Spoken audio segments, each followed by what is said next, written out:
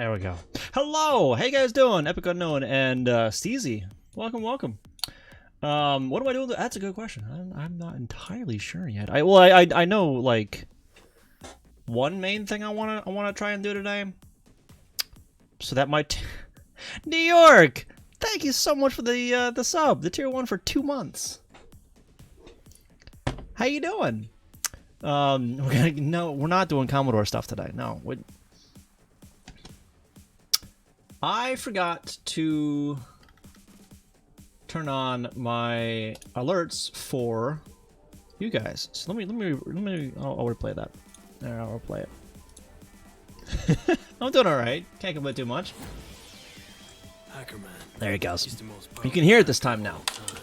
You can hear it this time. I have too much crap on my desk. Tell you what. You were working on a C64 Kappa. I'm looking for my coaster over here. My coaster's buried in things, so I can put my glass on it. Voldy Man, how you doing? Can I complain this? I mean, sure, I'm not gonna stop you, but this crap all over everything. So I'm away for like, what, maybe a week from streaming, and it's just a complete mess. I came back to a complete disaster. TwitchCon is really fun, a lot of fun. All my pictures are on my phone, and I have a heck of a time getting anything off that phone. I posted some of them on Discord though. But yeah, I had a blast at TwitchCon. Got to meet a bunch of people. Watched a bunch of GDQ. Had some good food. Where am I going? Over there, and then that one. Okay. But yeah, it was a lot of fun. It was a lot of fun. Some interesting things were announced for Twitch at TwitchCon. Because like they changed their theming, whatever, and everyone's like, "Why did you bother with this? Well, it's just black now. What? But no, so they're actually rolling out a bunch of other really interesting features and whatnot for Twitch itself, which I don't really hate yet. You know, like they're decent ideas. We'll see if they actually implement them correctly. So yeah, we'll see about that. But how you guys doing? How you guys doing? I feel like I've been away for like a month when it's only been what, a week? No, it's been a little more than a week actually, cause yeah, this time last week I was in the air actually. I was in the air this time last week. But yeah, so I had a direct flight both ways, which was nice. Last year I had a connection somewhere, and it just made the whole day just longer. You know, just far too long. This camera, I really need to do something different with this camera up here. But yeah, so it was just a single 6-hour flight instead of like a 4 and then like another 2 or 3 hour flight. Or no, I don't remember what it was last time, but it was too much, whatever it was. Yeah. So I know before I went off to TwitchCon, I was doing a bunch of Golang with the documentation stuff. I might do some of that later on tonight, but that's not where I'm gonna start tonight. Tonight I think I want to actually start with fixing some of the collision stuff that I've been putting off for a while. I think I know what's wrong with it.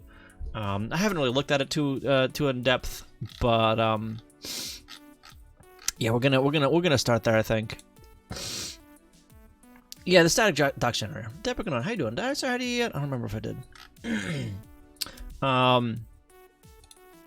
Yeah, actually, did I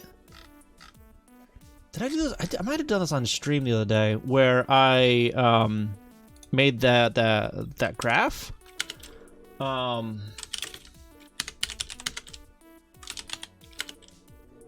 Maybe? Was that over here? I can't spell graph, apparently.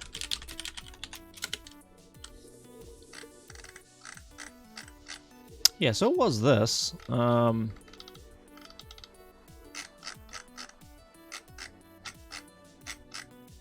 okay. Start that. And then, what is it, graph is? Why do I? It's just I look for it in my start menu and I just get the installer. Thanks, Windows. Appreciate that. Appreciate that a lot. I mean, and there's a GV edit. That's what it's called. It's called GV edit. That's why I didn't find it in there in the start menu. Yeah, let's open up this guy. Copy that over here, paste it in there, and run it. What? Oh, because address pointer stuff. Right. These guys shouldn't be in there. I didn't take these out before. Well, they... Yeah. What? What do you mean? Did I miss another one?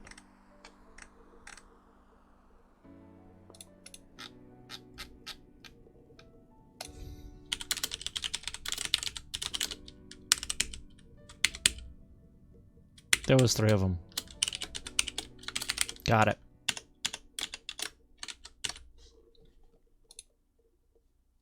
There we go. Yeah, so this is like one of the last things I did the other day. Can I like zoom out on this? Of course not.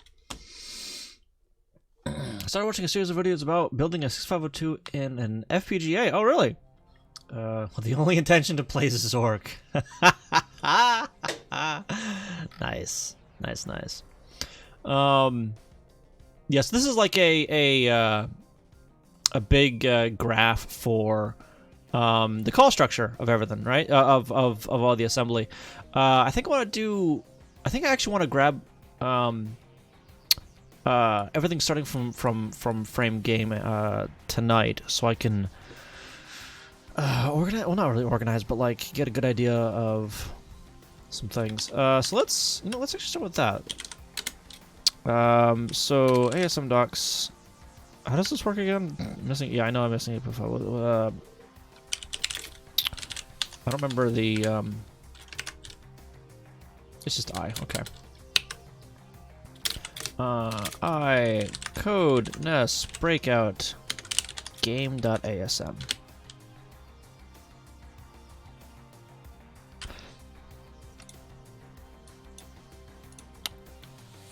Right. That's because I needed to do the correct. Yeah. Okay. We're gonna pretend I didn't do that.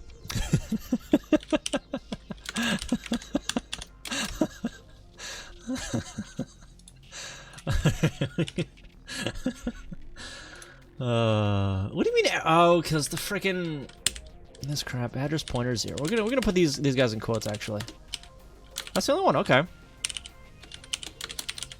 Because if we put it in quotes, that allows us to actually use that still. See, there it is right there. Okay, so this is all the things that the frame game loads up. Game load child. Is this never called from anywhere?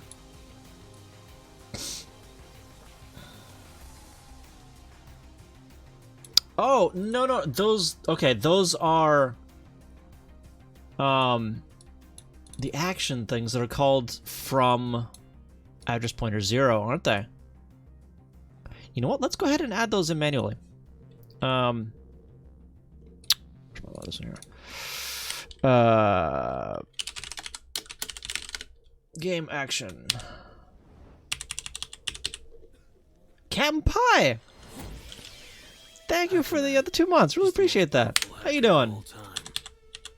All right. So we're gonna take these guys. Hey, Zork and Chatto. Chatto. TwitchCon was fun. I really enjoyed it. I had a blast. I move that over there. Move that over there like that. Break actions. Let's pay. But yeah, so I got to meet a bunch of people. I got to meet InstaFluff again, and a bunch of his community, and obviously Mia and Kyuko and Kitty and Top Hat and Harem King and a bunch of other people. Oh, and Deedle. Deedle was there. Met him on Friday, I think. Hung out for a little bit. Yeah. Finally got some free time with my university. Nice! Free time is always nice. Where do I call this from? What do I call it? Brick Action. Okay. This is from Do Brick Action. Got it. Alright. Do I have that in here anywhere? No, because this doesn't... Yeah. Actually, yeah, it's right here. So Do Brick Action. Right there. And we're gonna like... still use this as the name, I guess? No, that doesn't make any sense. We're just gonna... Yes, this guy goes to Game Action Health Spawn and oops and item drop. Copy that over here. Close out of that. Paste it in there.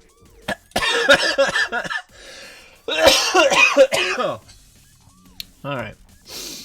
5 to 6 weeks spent with annoying work, but at least 1 week without worrying about something. That's nice. The week, you know, not worry about anything anyway. Alright, there we go.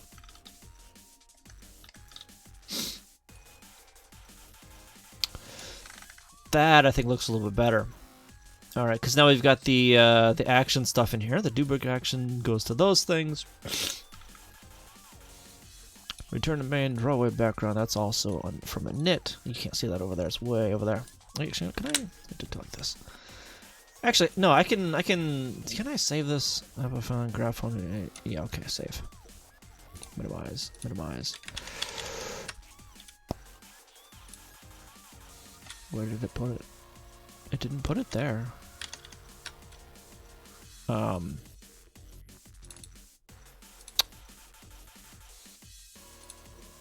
Oh, cause did I? Okay, I see how it is. Graph.png. Okay. There it is. Look at that. All right. That's neat. That's very wide. This program makes very wide graphs. I know you can't read it. I can barely read it here, by the way. So, I think I'm just gonna be using this. I'm just gonna be using this for like reference. I'm not gonna be, you know, studying it really. I don't think. But yeah. So the Brick Collide stuff. Check paddle collide. No paddle chords. Brick Collide.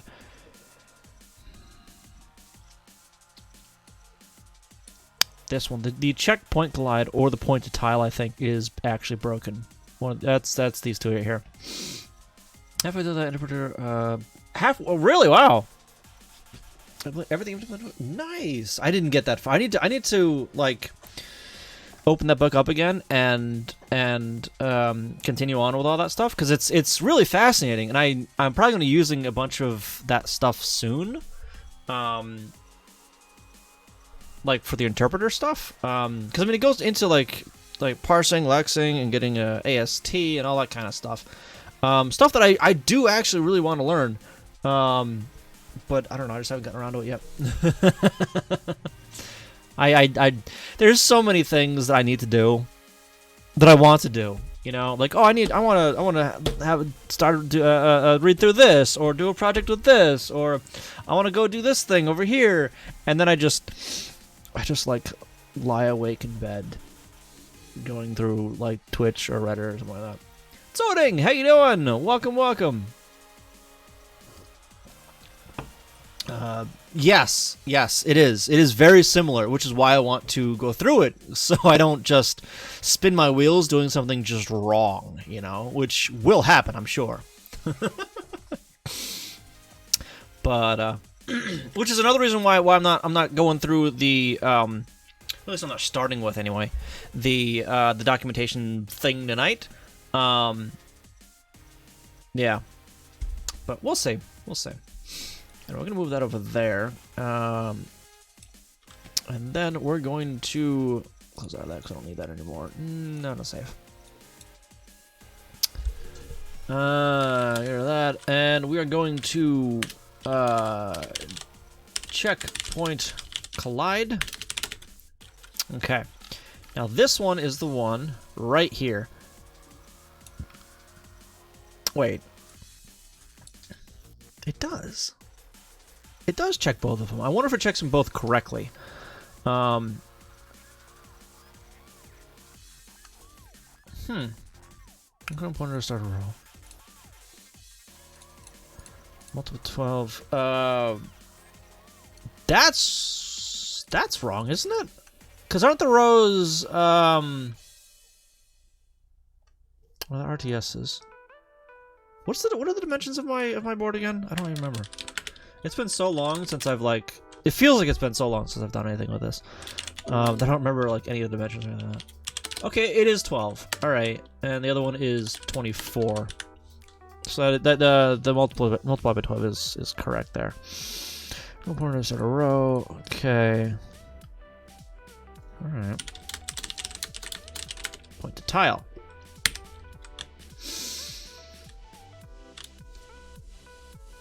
Subtract, offset, divide by 8. Look up that row's pointer. This just gets the X and Y. Doesn't it? Yeah. Okay, so that should be all set then.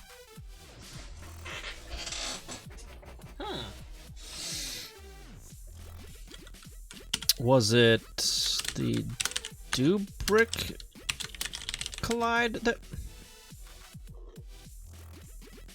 No. Dubrick action. This guy... Here. Brick actions. Okay, so this guy doesn't even like look up because it's already got a brick address. Get address for brick. That happens somewhere else. And this one checks for the child brick.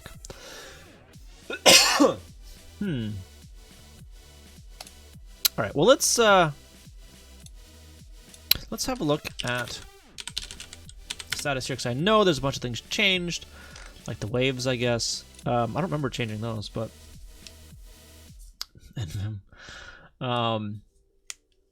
decent editor on my Windows machine now. Nice.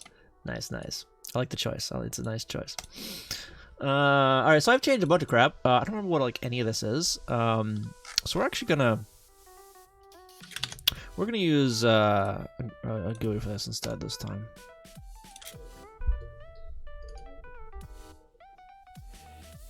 No, I don't want to download that right now. Okay. Alright, so we're on master. Let's have a look at what we've changed in... That's just indentation crap. So is that. Why do I care? Okay,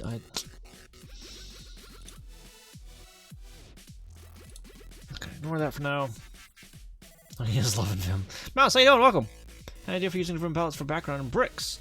You could draw the background on one screen and bricks on another alternate. And alternate the scroll each frame, making the game 30 FPS, but having more flexible color control.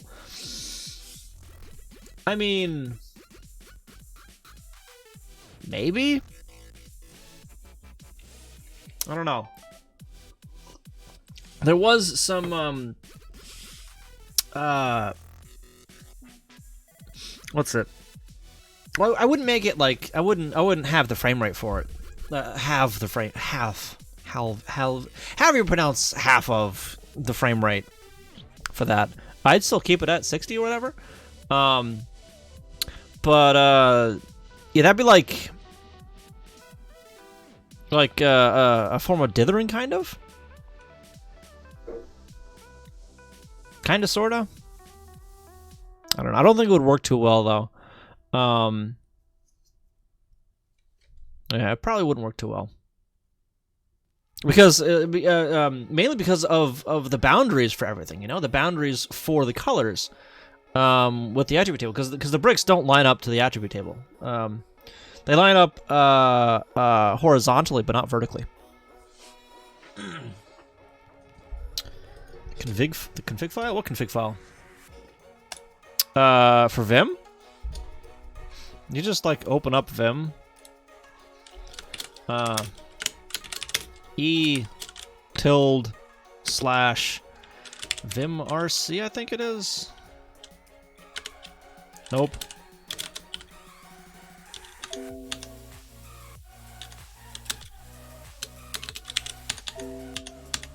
Really?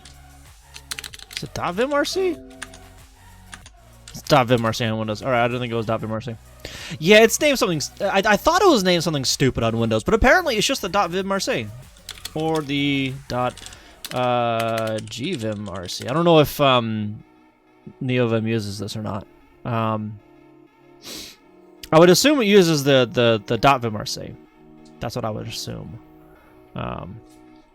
But yeah, so it's in your documents folder or whatever. So it's like C users, your name, your login name, and then .vimrc, whatever.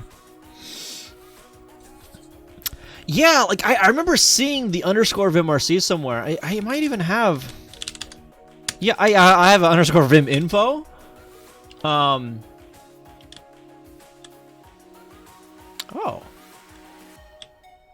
Huh. Well, that's cool.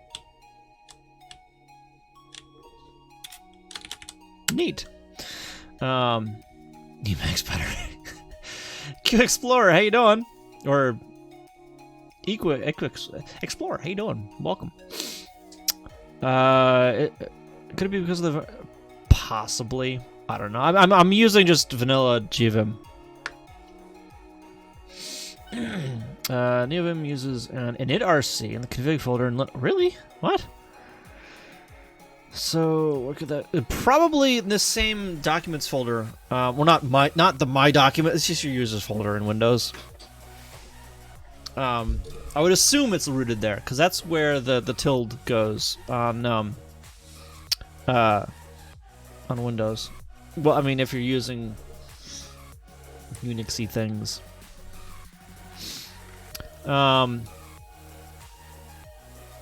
Right. So let's. Oh, right. I was committing crap over here or something, right? Oh, right. I did this off stream. I forgot about this. All right, so I'm gonna show you guys this real quick. What I did, I moved. Well, I changed some of the wave animation stuff. So it caches, right? It caches in RAM. So let's open up this guy here. Well, that's over there. Go down to game. So I have it caching in RAM, so it can get to the PPU a little bit faster. You know that you'll notice the pattern's a little bit different here. Let's pause that real quick. The pattern's a little bit different here. It's a little bit tighter, and I have a few more scan lines free at the bottom there. Update off. I hate that folder so much. So in here somewhere. Oh, here it is. Yeah. So I have a lot of global RAM that I'm not really using. So I figured I'd just use that as my cache. So I cache a row of of the animations. That's 8 tiles. I cache 128 bytes in RAM during the frame, and then during NMI, I just read from a static spot in RAM and write to the PPU. It's a little bit faster. It can be faster if I use an immediate addressing mode, but I don't think I need it to go that fast, and that would require code up here instead of just data. It would require code in RAM. And I don't have enough RAM for that. Bridgewater, how you doing? Welcome. I mean, I could just add some banked RAM in there, but I don't want to do that right now. Because there isn't much gained by it. You know, there isn't much to gain with banking that, or with making it go just a few cycles faster. Yeah. I have fingerprints on my glasses here. Cold, hungry, and something. I can't read without my glasses on. Hang on. I can't see anything without my glasses on. Cold, hungry, and my work VPN search just expired. Oh no, that doesn't sound good. Did someone forget to update those? All right, where's the code for that? Wave something or other. Wave cache something. Prep the no. Right cache row no.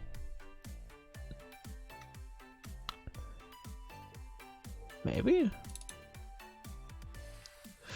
Right, the destination. Okay, those are the addresses. Cache row. Here we go. Okay, so this actually caches it. This is the one that caches the data in RAM. Oh, it was right cache row that I wanted. This guy here. All right. We're gonna edit memory viewer. So yeah, this is a lot of this is just a fully unrolled loop here. So this right here is what writes all the CHR to RAM. So that's 128 bytes I said. Yeah. So 787 minus 128. So that would bring it down to 659 bytes of instructions. And what would the performance gain on that be? Let me bring up this guy here. And LDA. So currently, so currently I'm using. No, I think I'm actually using this one, aren't I? I think I'm using just an immediate address.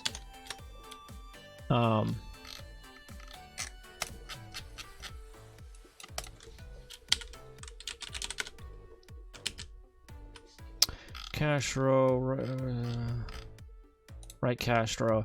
Yeah, so it is an immediate address. Okay. So it's 1 cycle per load. No. 2 cycles per load because it's an absolute address. Okay. So 128 8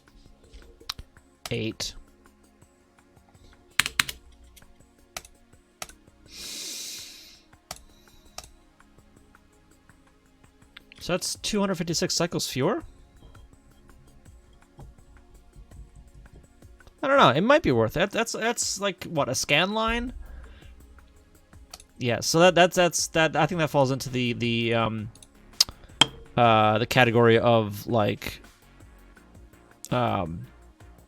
premature optimization. Yeah. So I'm not gonna really worry about that right now. But now I do have a little bit more room in NMI. Now that I've at least cached it, I have a little bit more room in NMI to do some other things if I need to. I don't need to yet, but I do like having a little bit of room anyway to spare. Yeah, because I went down from 5 or 6 cycles per load down to 4 ish. No, just 4 because I don't do a X or Y lookup or an offset lookup. Yeah, because before I was loading A at Y, pointer at Y. Yeah, so that was the most expensive. Well, not the most, but almost the most expensive load, indirect Y. Yeah. Anyway, so let's go ahead and no. This one, no. Yeah, what was that one? Okay. Let's go ahead and add those in. I'll add in all the wave stuff too, because I guess I changed the wave animation. I guess. Why did I get rid of these? Those shouldn't be gone. Those should still be there. Wait a minute. Did I accidentally remove those? Yeah, I accidentally removed those. I shouldn't have removed those. Rather, those should still be there. Wait a minute. Did I think I know why they're gone. Make file.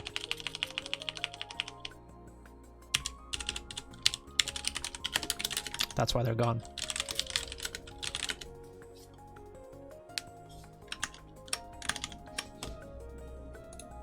There we go. Okay, so I moved them to a subfolder just to get them out of the way. I moved all the actual bitmap files to a subfolder, just so it doesn't clutter up the main folder here. So they're all in here now. All these guys.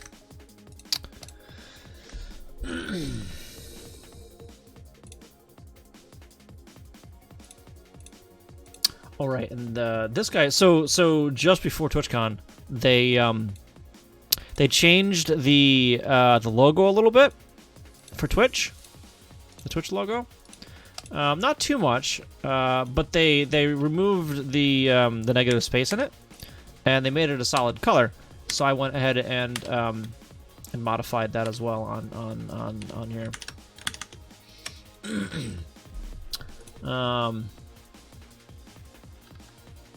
This is just formatting. Why though? I mean, all right, I guess, but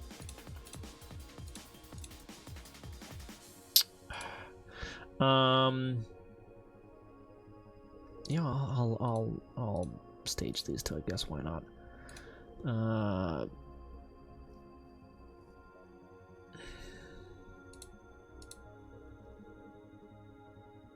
Did I must have moved this up before. Oh no, it was just broken. it was just broken. The make file was just broken. I fixed that the other day.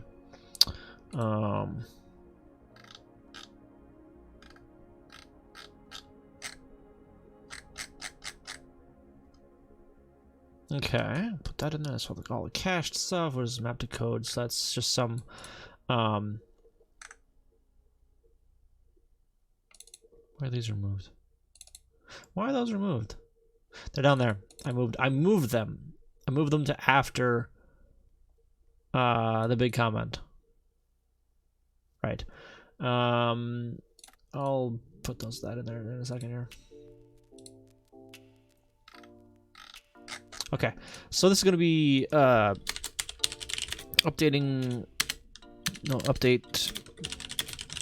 animation to use a cache. The wave animation is rows are now cached in RAM before writing to the PPU. This speeds up the transfer to the PPU by a handful of scan lines in the NMI. Also updated also fixed the make file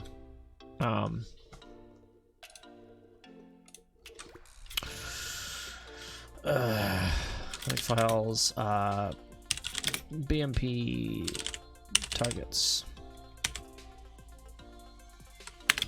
and updated the Twitch logo on the right screen. Okay, with that, okay. 3D Code Warrior, how you doing? Jojo, hello. I'm doing all right. Can't complain too much. I'm a little chilly, not gonna lie. So I've got a I got a jacket on. This is actually a Twitch jacket that I bought at TwitchCon. I know it's backwards, just bear with. I think it has some on the back too. I don't know. I can't. Can you see it? I don't know. I think there's a logo back there.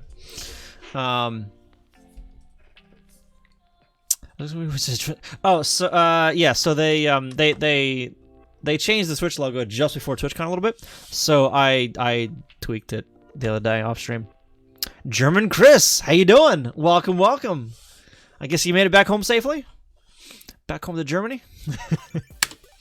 But yeah, hello. Heck yeah. Yeah.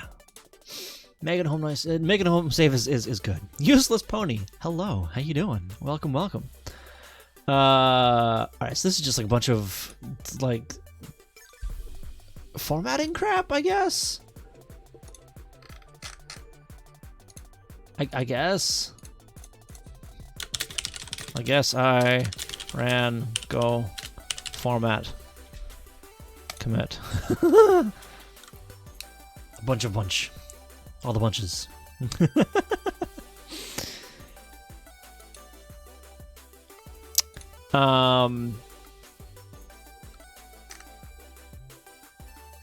Shoot. I was supposed to commit this one like over there. Over here. So we're gonna reset current branch there. Okay. And then we're gonna take this.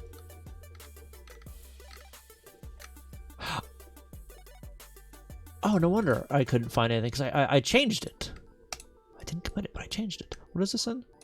Check brick collide. Checking the collide. Yeah. Anyway, I need to stage those lines. Stage those lines.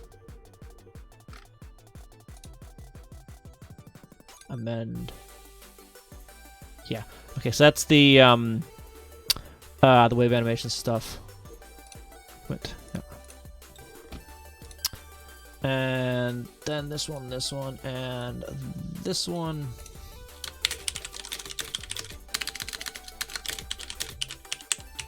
Guess I ran go format. Commit that. Okay. Okay. I need to like add these to the ignore or whatever. This is just some comment crap that I did. All right, so now we're back to Let's see what's broken. Let's see what is broken. So let's go over here. We'll make that. Over here, do that. And I need to find my controller, actually. I don't know where it went. Never mind, that's right there. Okay, hang on. It's buried, though. Buried under wires and crap. Alright. There we go. Number 7. Okay. Okay. So it's broken. Spoilers is broken.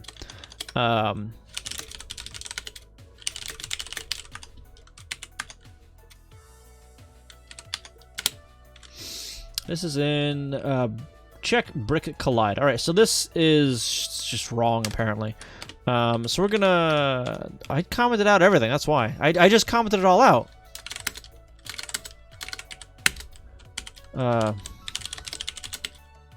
Check brick collide. Didn't I? Where is it? I commented that out. Get address for brick. Alright. 30 code warrior. Thank you for the 64 bits. Don't be spoiled, you don't need more. Thank you for those. Appreciate that. Alright, so I guess this part's broken.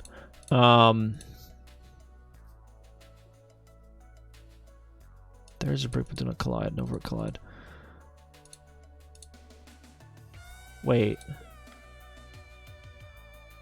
That ain't right. There is a brick, but do not collide. Why am I not colliding?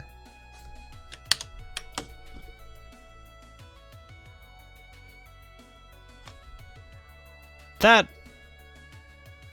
I didn't change that line. That line wasn't changed, so this was already here. This stuff was already here.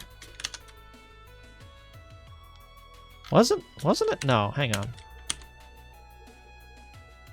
Yeah, Okay, that wasn't added in. So this is already here. That doesn't make any sense, though. Duvert collide. Going down, check for top brick. Okay. For check both points for collision. There's no collision. Okay, so this checks the 2-point collision, and if something collided, check for adjacent brick. This is to avoid colliding with. Oh, so this right here, this is for the secondary brick, right? So if we have I don't know where is. Open this up. Let's put this guy over there. Right. So this is I had to sneeze. Hang on. It's just staying there. It's not coming out. Oh, I hate that. You can feel it. The sneeze is like right here, and it just sits there, and it's the worst feeling. Ah, it's so unsatisfying. All right, well, so that bit of code is for when we've got 2 bricks on top of each other like this, right? And the ball is coming in from like this direction over here, right? This orange line right here, like we don't want to try and collide with that, right? We just want to collide with this edge over here. So this check is seeing if this brick exists, and if it does, don't bother colliding with that edge, right? Yeah, don't bother colliding with that edge. We're just colliding with this edge here.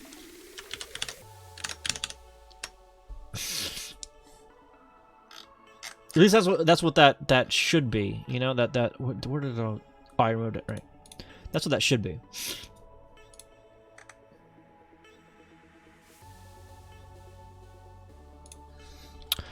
Right, so this is, there is an,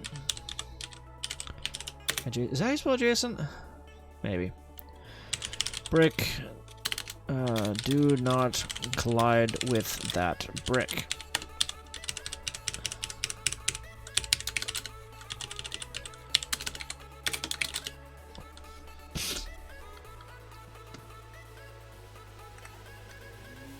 Okay.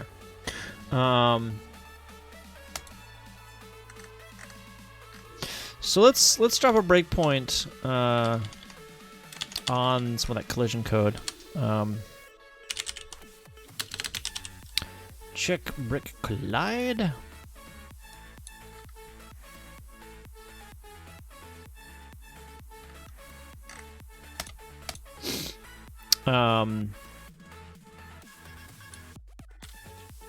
Yeah, we don't really want to enable that right yet. So we're gonna go over here. Okay. And then we're gonna enable that. Thank you for the follow, appreciate that.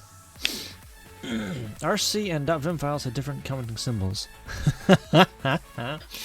Yeah, Vim has its own like scripting language kind of thing, and RC is just like a bash script file, or yeah, like a shell script file. So they're different languages, technically.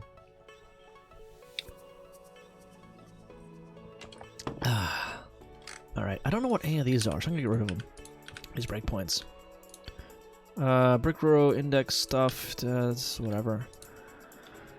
Waves stuff. CHR and cache row. What?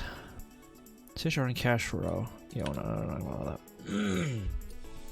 Massive panic on startup. Nice. Alright. Check brick collide. We should not be colliding with anything yet. Alright, so we should start colliding here soon. Like here, we should be colliding. Alright. So we are going to first, we're going to pop out our watch window. All right. Brick column and brick row seem about right, actually. Let's open up the map.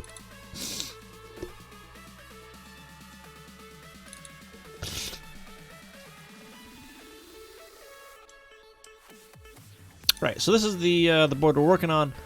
Rows are at the top. So 1, 2, 3, 4, 5, 6, 7, 8, 9. So the 8th row, that's correct. Yeah, row 8. Column A. So 0, 1, 2, 3, 4, 5, 6, 7, 8, 9, A. So that's going to be the third brick, the first half of the third brick. I mean, yeah, okay. Checking one of the 2 points there.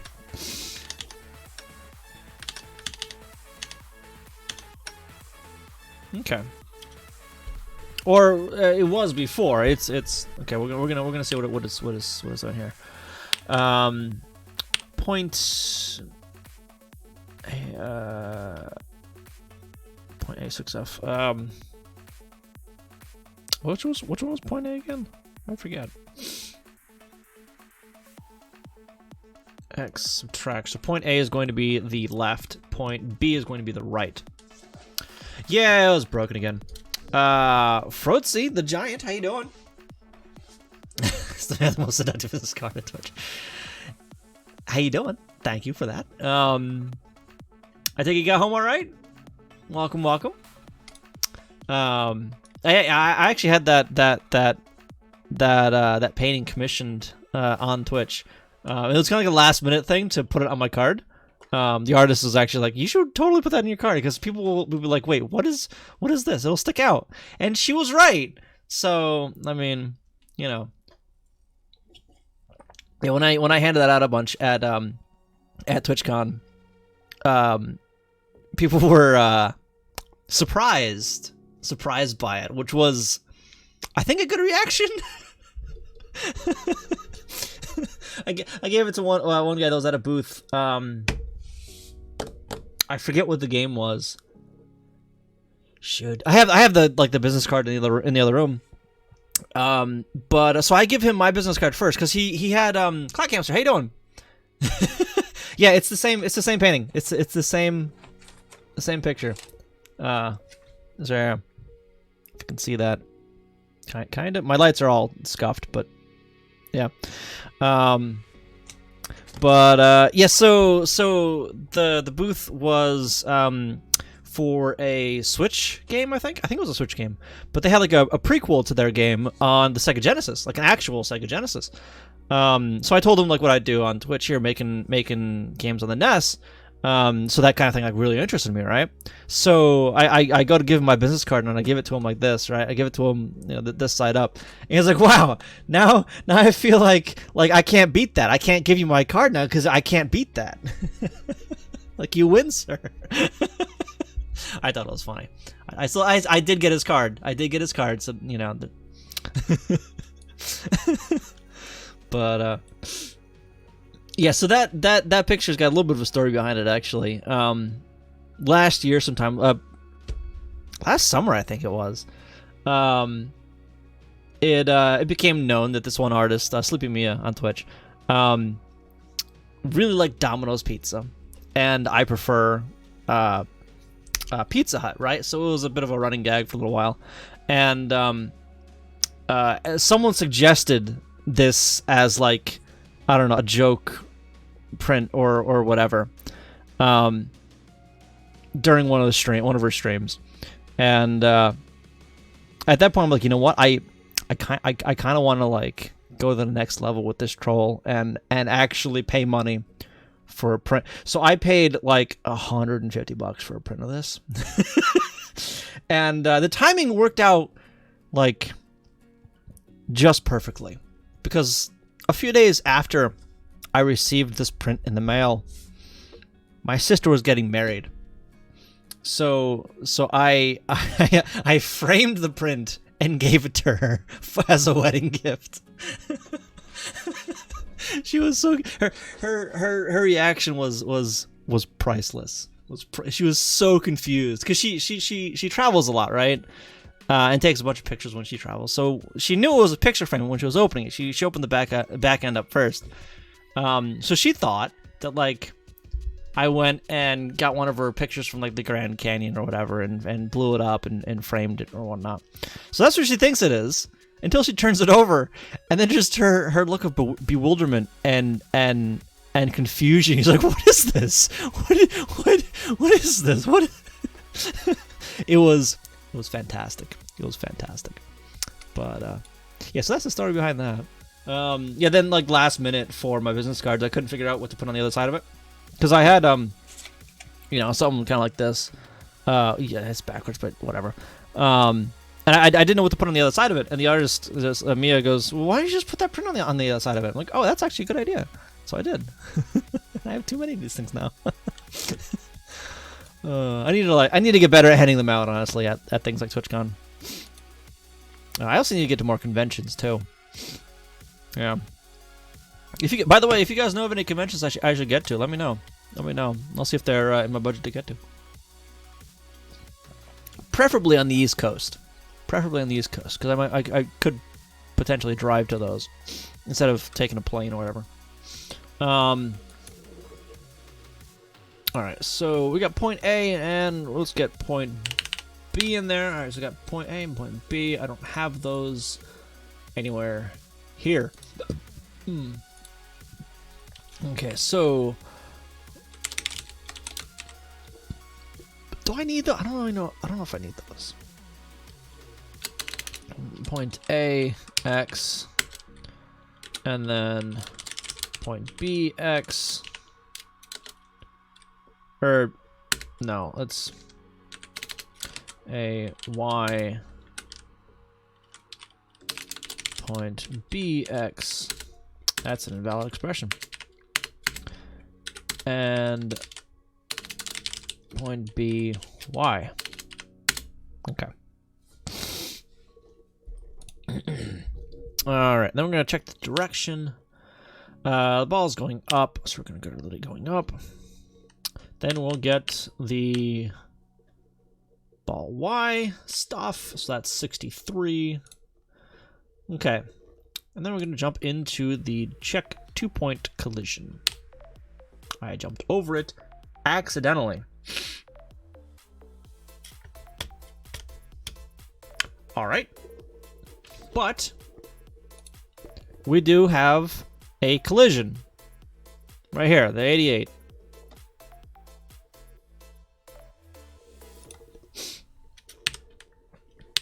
So it collided.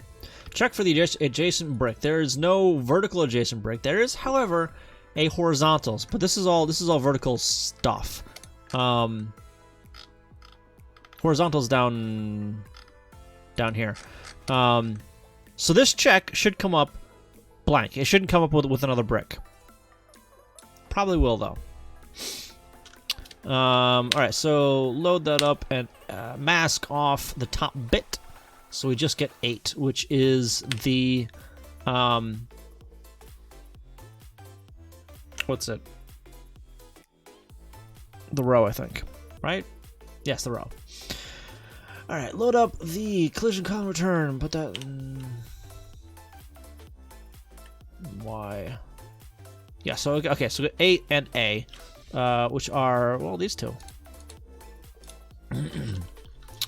But the direction. Why doesn't? Oh, because that's not in the main line yet, is it?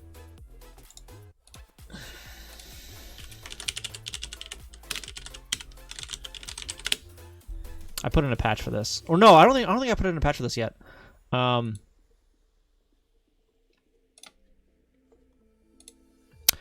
okay, I didn't actually yeah, I didn't actually do that yet. Label dupes mess.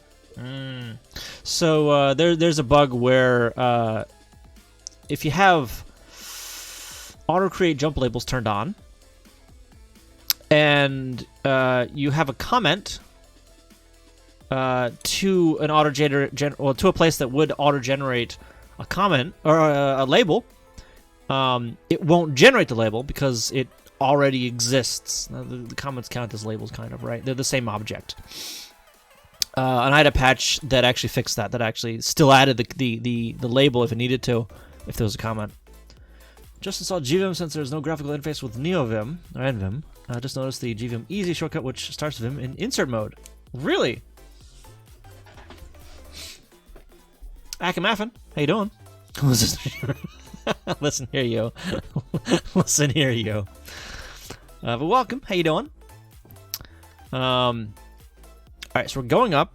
We're gonna check for bottom brick.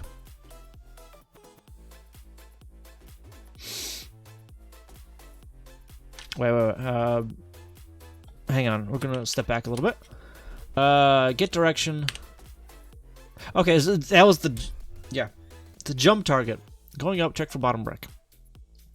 So we're going to increment the X for the next row. And then we're going to compare that to the board height to make sure we don't overflow it.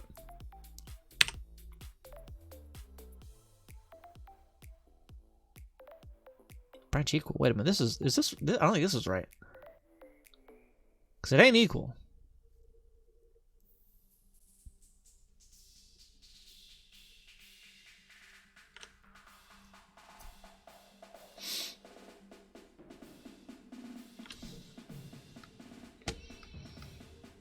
Because this is an overflow check. Why is...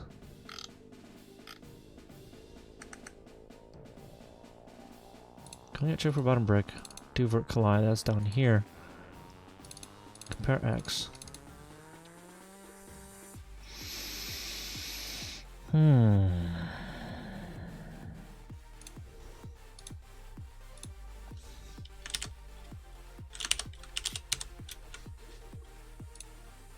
Do I have the... no, I don't. That's all this little table here. Alright, so... check for bottom brick. Compare X. If X is... Okay, well, yeah. Alright, so if I'm only incrementing it by 1, so it's only ever going to be equal to...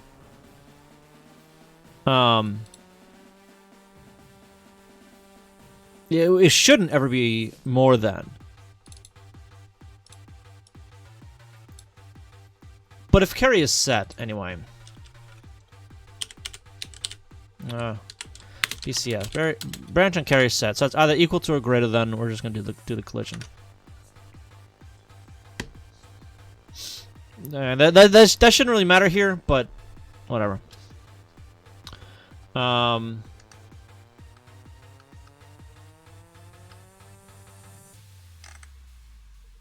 Yeah.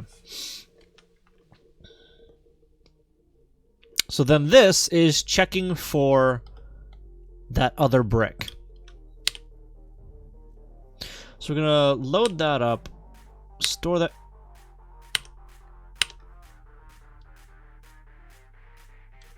I see what's happening.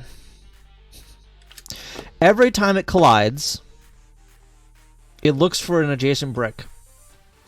But the coordinates it uses for that adjacent brick are the same as the brick it collided with. Therefore, it always sees an adjacent brick. Unless, of course, that brick is on the edge and it never gets to this point of the code. Hacktoberfest. I don't think I've heard of that one. Alright. So yeah, so instead of just this brick row, I need to use X. I just need to store X into the row. So none of this crap. That is the wrong common character. There we go. Store X. The column's still going to be the same. Okay. Let's try this. Not get. Make. Over here. Reload that. Alright.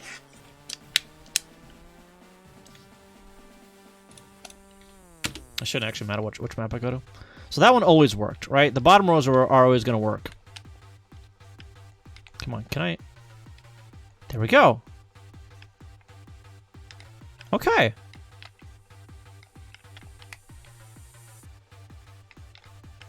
It's looking like it's working now. I might need to do the same thing for the horizontal as well. Oops. I don't know though. I'm gonna double check that.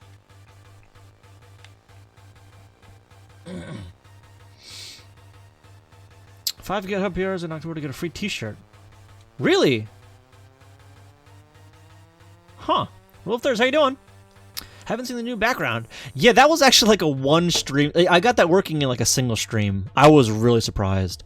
Yes, I did tweak the background a little bit. This is like the 5th iteration of the actual graphic back there. But yeah, K6L2, how you doing, by the way? How am I doing the background effect? I am actually using CHR RAM. So let me bring up. Hell, I closed it. So this right here is the pattern table viewer, and you can see it's actually changing in the pattern table. If you look, let me do that so you can see a little bit bigger. So I'm using the upper and lower pattern table as like a poor man's frame buffer, kind of. Oh, Donkey Kong underwater background, kinda, yeah, I could see that, yeah. So the first thing I do. When I load up the map, is I write the tile IDs to the background, right? So these tile IDs never actually change. You can see the this side of everything freaking out, right? So that's because it's switching between the top and the bottom name table, right? And the data is different there. So like the bottom name table, pattern table, the bottom pattern table has like letters and crap on it that I used for like the title screen and like the credits that I never clear out. But the other pattern table doesn't have any of that stuff, right? So it's swapping back and forth between those two. So each frame I copy a row from ROM to RAM, cache it. And then during the vertical blanking period, I write that cache to the PPU. It's like 8 tiles I write at a time, each frame. And there are like, there's 8 rows. So every 8 frames, it writes an entire frame of the animation to the CHR RAM. And once it finishes writing a frame, it swaps the pattern table for the background. And then it starts writing the other pattern table animation stuff, right? So you'll notice I have the bricks up top. I also have the bricks down here as well. I have them duplicated in the pattern tables, so the bricks don't flicker, right? No, I might do something where, like, wait a minute, I just realized something. How did that happen? I wasn't supposed to. You know what? Whatever. I might do something where like there's some sort of brick animation as well, like a 2-frame animation. I haven't decided at all on that one. I might not even do that. But it's a possibility. It's something I can do. And now that I've cached it a little bit, cached the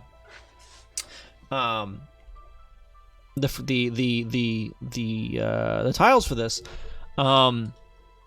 I do have a little bit more time during the NMI to send some more tiles. That is a broken brick fragment. No, I ain't doing like shattering bricks or anything like that. I mean, technically, I could do that stuff with like sprites, because in theory, like you'd only have 1 shattering at a time, or maybe 2. But no. That would actually be interesting, though. Having like a destruction animation for the brick, right? But that's all done with sprites. Have it last like 3 or so frames, maybe 4 frames to keep it like really quick. That'd be kind of neat. But I'm not sure if I can Well, I won't do any of that tonight. If anything, I'll brainstorm it. But, yeah, I agree on that one. A bit more fun than like just disappearing. Like have a an animation that like breaks the brick in half, kind of, and just like drops it a little bit. Not more background animation for the destruction. I don't think I have enough time during the NMI to do all that, Bridgewater. I don't think. And at that point, I might just like write the animation frames to like all the animation frames to the pattern tables, and then actually write to the name table to animate that. But I don't know. It's something to still think about a little bit, but I don't know if I'll do it. All right, so let's go ahead and let's see if these still work. So that will work. Okay. Oh, I need to okay. I need to change these to the bigger maps. So it's more than just 2 tiles. Where's my maps? I passed it. These guys. So these are all 16. I want them to be 0, 1, 2, 3, 4, and 5. Save that. Minimize. Come back over to here. Remake it. A splash, like Tetris Attack would also be cool. Splash. I don't think I've seen that.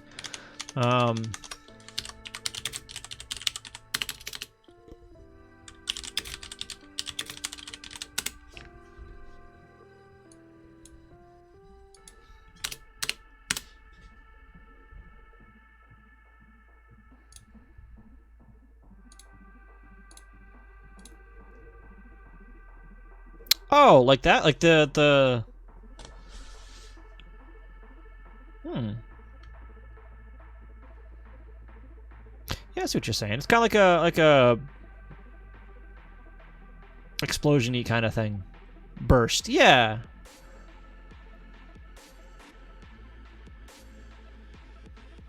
Yeah, burst maybe would be a good word for it. Good term.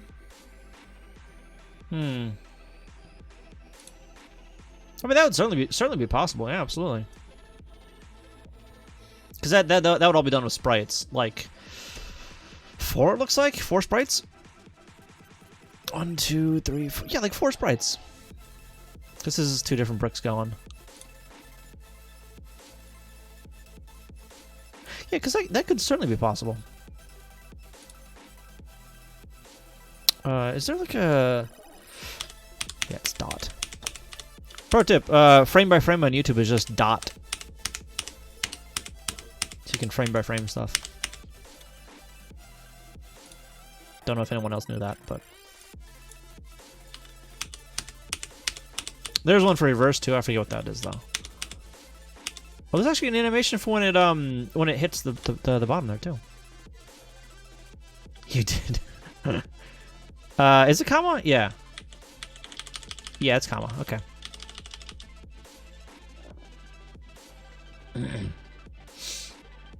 Similar enough for this. Yeah, I think that could work actually. I think that could work really well. I mean, I won't do like the flashing thing because that wouldn't really work for the breakout stuff. I don't think anyway. But yeah, so that's just 4 sprites per brick, which could work well. A normal inferior keyboard. Like that's the comma is to the left of the period.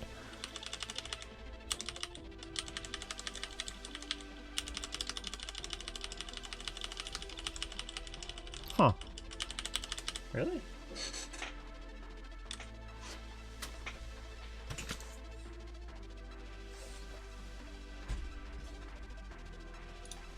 Oops. No, wait, no, it's the same. It's the same orientation. It's comma then period from left to right.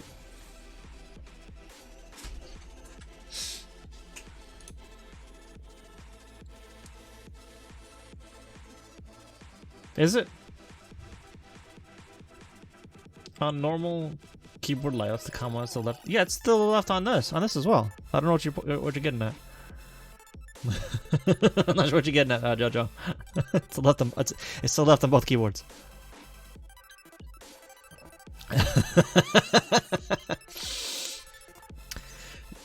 Make your wall feel like it was it has more impact. Yes, I agree. I agree. I mean, they're right next to it. No, they're not separated on mine. Jojo, it's there and there. These are the. They ain't separated. They're like down here for Cordy. they're just. I think I saw it on Discord, but I don't remember if I watched it or not. I saw it like before TwitchCon, I think, and I was getting ready for TwitchCon, so I blame you. I mean, that's fair. All right, yeah.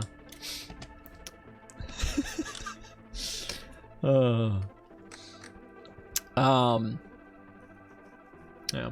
By the way, I have seen another person stream on Twitch with a keyboard cam like this. That's oriented the same way.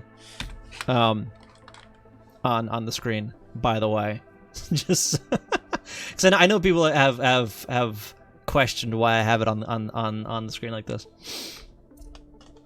All right. I mean, you can post it again on Discord because I know I didn't watch it. And that sounds like something that'd be pretty interested in. Oh yeah, no, it's just yeah, that's fair. That's fair, Jojo. All right. That was the wrong map.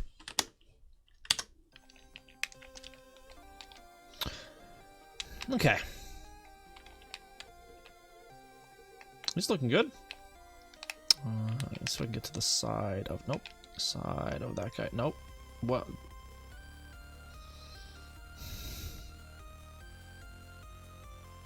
That was a little weird of a collision, I think. Whatever. I've considered putting a keyboard camera like that, but then vertically flipping the camera for my face.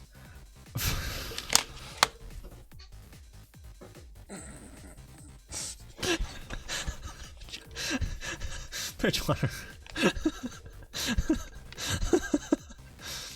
Oh, that actually hit fine. I don't know why. Was it B? Yeah, B. Okay. Well, oops. So it looks like that fixed it.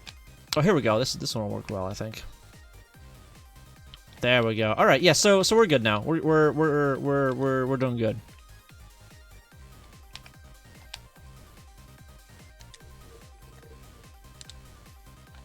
Oops.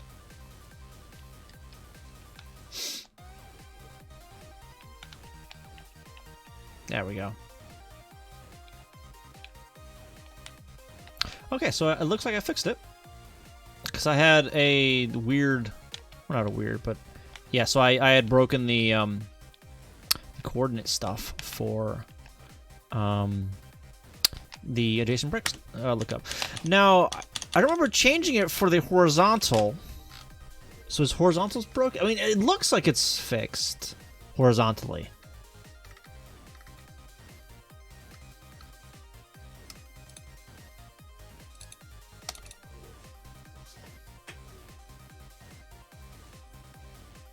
It is not.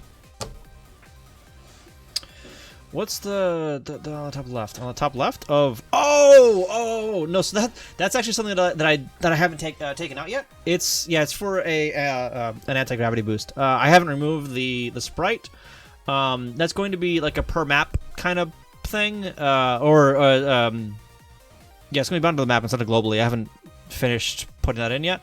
So there is some gravity physics on the ball that's in the game.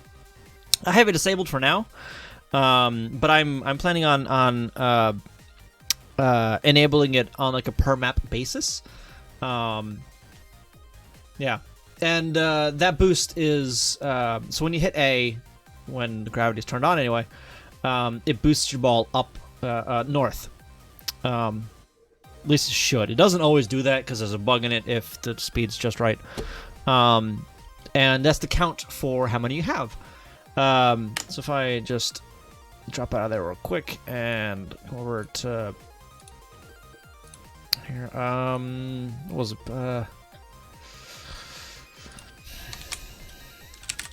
Boost. Family boost pool, boost the ball.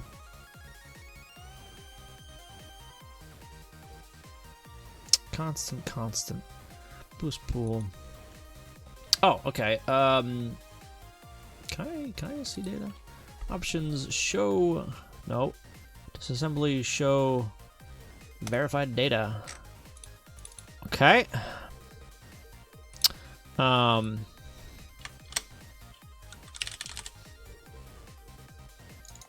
No, okay, boost. Can I right-click that? I can't right-click that. All right. 534.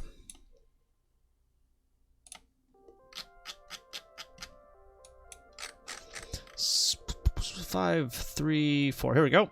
So if I change that to, say, 3, it changes the thing to 3. If I change it to 1, it changes it to 1. So yeah, whenever I wonder if actually it'll replenish. Oops, well, if it'll replenish when it does, okay. So yeah, it replenishes up to 2 when you bounce off the pedal. I guess even if like you don't, even if I don't have any of that stuff turned on.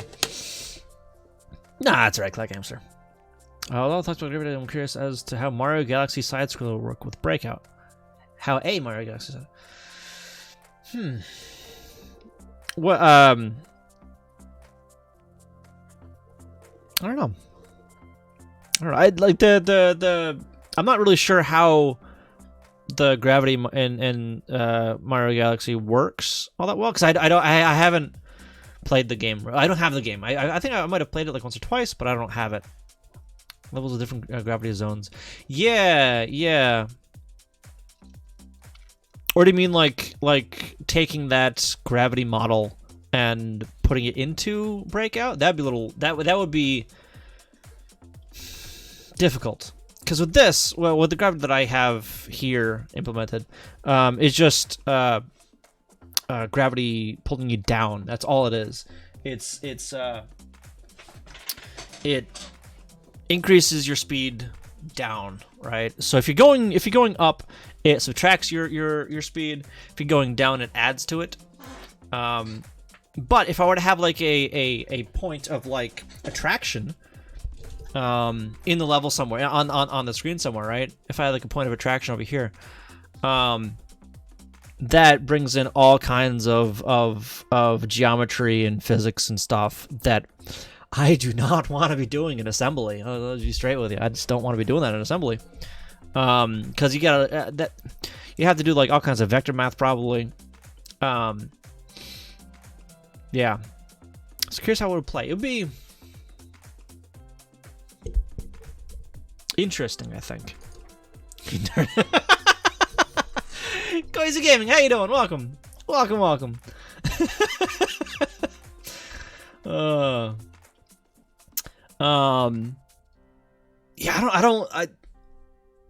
I don't know how it would play very well.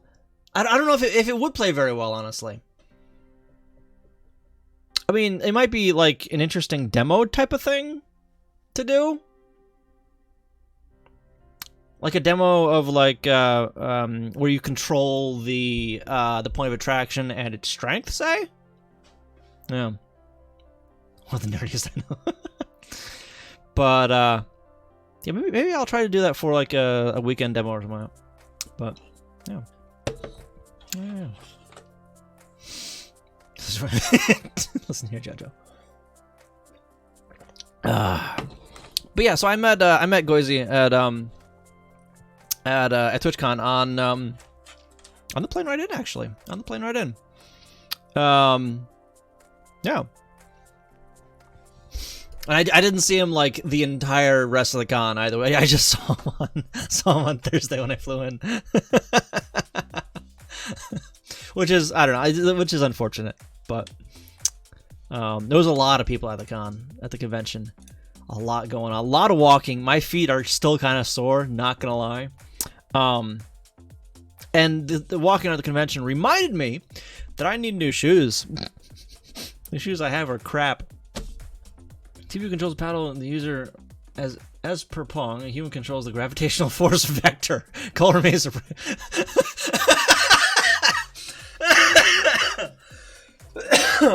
I mean, maybe. Where am I? Yeah, right. That's just like a what? Yeah. So I'm pretty sure that the horizontal collisions aren't actually working correctly. So for the horizontal, the same thing we're checking for a brick next to it, right? It's checking the parent board horizontally.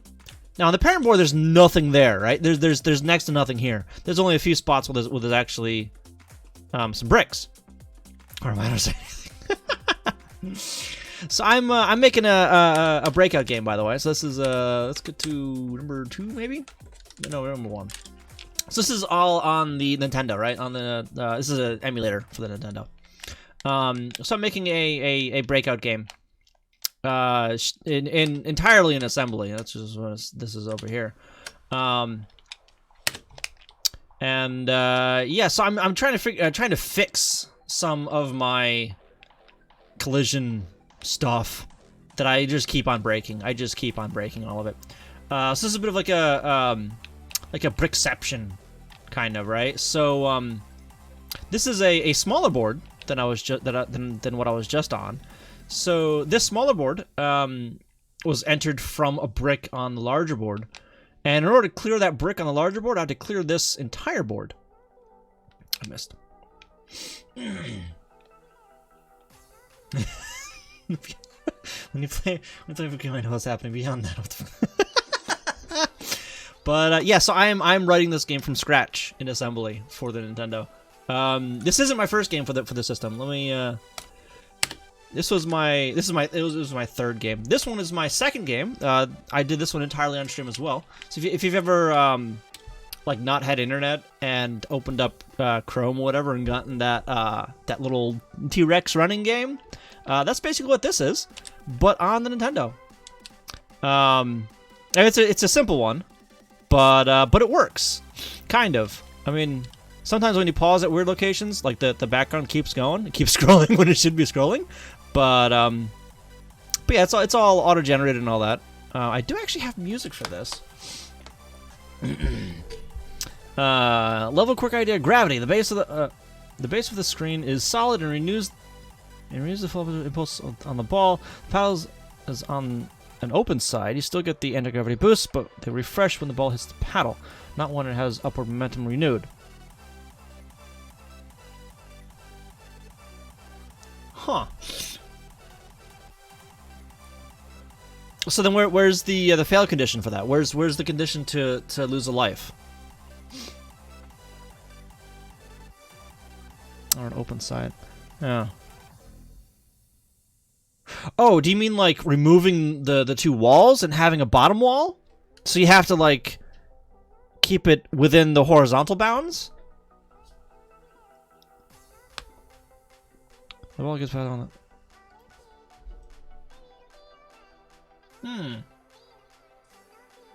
Maybe.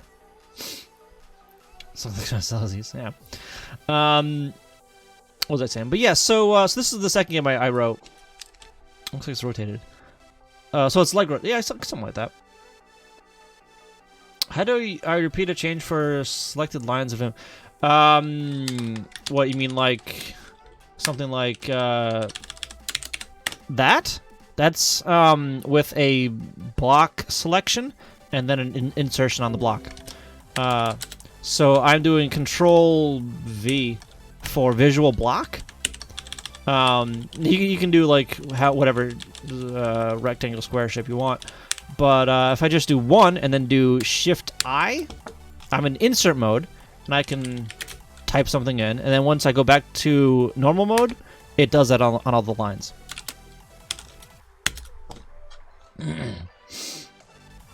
This issue sent me decoding overruns on my computer wars. Oh no, I'm sorry. Do you know what you're like? I mean, I barely know what I'm looking at my own screen, to be frank. I'm in the Matrix. I mean, well, I have. Do I still have? Hang on, let me put on studio mode real quick. Where? Oh, I think I got rid of it. Yeah, I think I got rid of it. All right, so there was a scene that I had that actually had the Matrix thing going on. It was for a movie night that I put in there, but I think it was slowing down OBS a bunch, so I got rid of it. But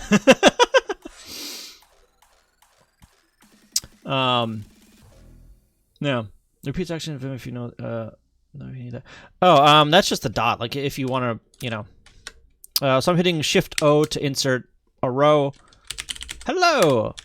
Down here, if I just hit period, it does the exact same thing that I did in the last insert mode.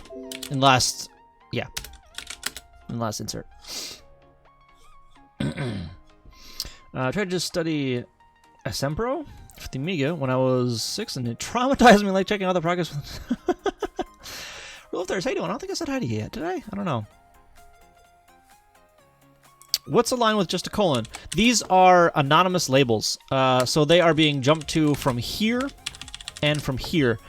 So they are, they're unnamed labels. I use them for short jumps, like a skip for here, yeah. So this guy is just jumping to there. It's just skipping a few lines of code. Same thing with this guy. It's just skipping a few lines of code. That's really all that is. That's so I don't have to, like, put in some label and some label like that. It's just, you know, shorthand for that. Correct, Clag. Correct. Not all that familiar with Vim, other than that I'm lost as well. Vim is fun. I really like Vim. It's to the point where, like, I have a plugin in Visual Studio that brings in my Vim bindings. Make sure that I can. Yeah, okay. I want to make sure there aren't any like projects in there that'll dox me. So I'll just bring this up real quick. But like I have Vim bindings in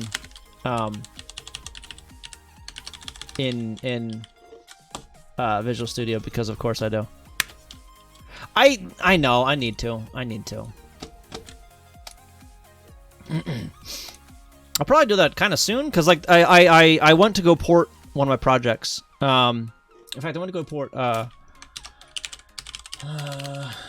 it's the one I actually just opened up. I don't know if any of you could read the project name.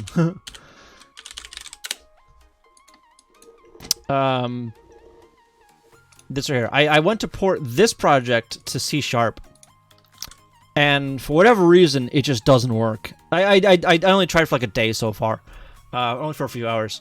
But I tried porting the engine to a DLL in C#, and something just did not work at all, and it's broken. And I was looking like, so I wanted to do all this stuff in .NET Core, right? But apparently, like, I don't know, I need the new version of Visual Studio for that, for the newest version of Core and the GUI stuff and all that. See, I'll probably be updating soon to it, Jojo. Consider I'm using a keyboard-driven web browser based on Vim bindings. I actually don't have. No worries. Thank you for the look. Really do appreciate that. I don't have the movement stuff in my browser. I feel like I should. I don't know. Maybe. Because a lot of the time when I'm going around the web in a browser, I'm just using my mouse, right? Like, I don't know. Because I'm only ever clicking, like middle clicking or like right clicking or, you know, left clicking. While this can be used with .NET Core, I found that Visual Studio is actually faster and better support. All right. Got to refresh.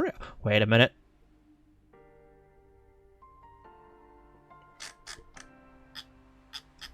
Jojo, let me know when you're back. You back yet?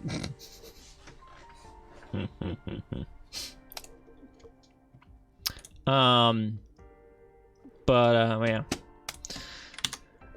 Okay, so this stuff here is also broken. So let's split that and...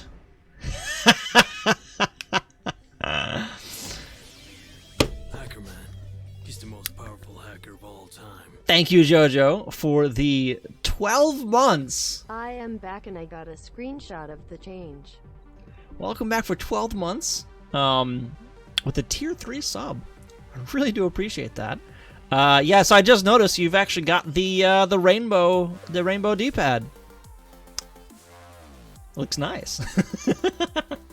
Yes, I have used links. Mainly on server stuff when, like, I don't know, I absolutely needed to. Yeah, I try to avoid it though, because honestly, like, the websites do not look good in it. Like, Google will look fine, right? Jojo, what are you doing?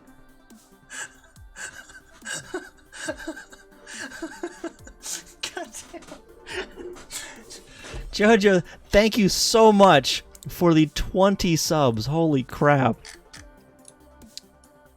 Frozen Zerker, how you doing? Welcome. Were you one of the recipients? Hang on, let me. You were. Yes. Enjoy those emotes, everyone that just got a gifted sub from Jojo. Jojo, thank you again for that. Sergeant Poet? Poot? I don't know how to say your name, but hello, how you doing?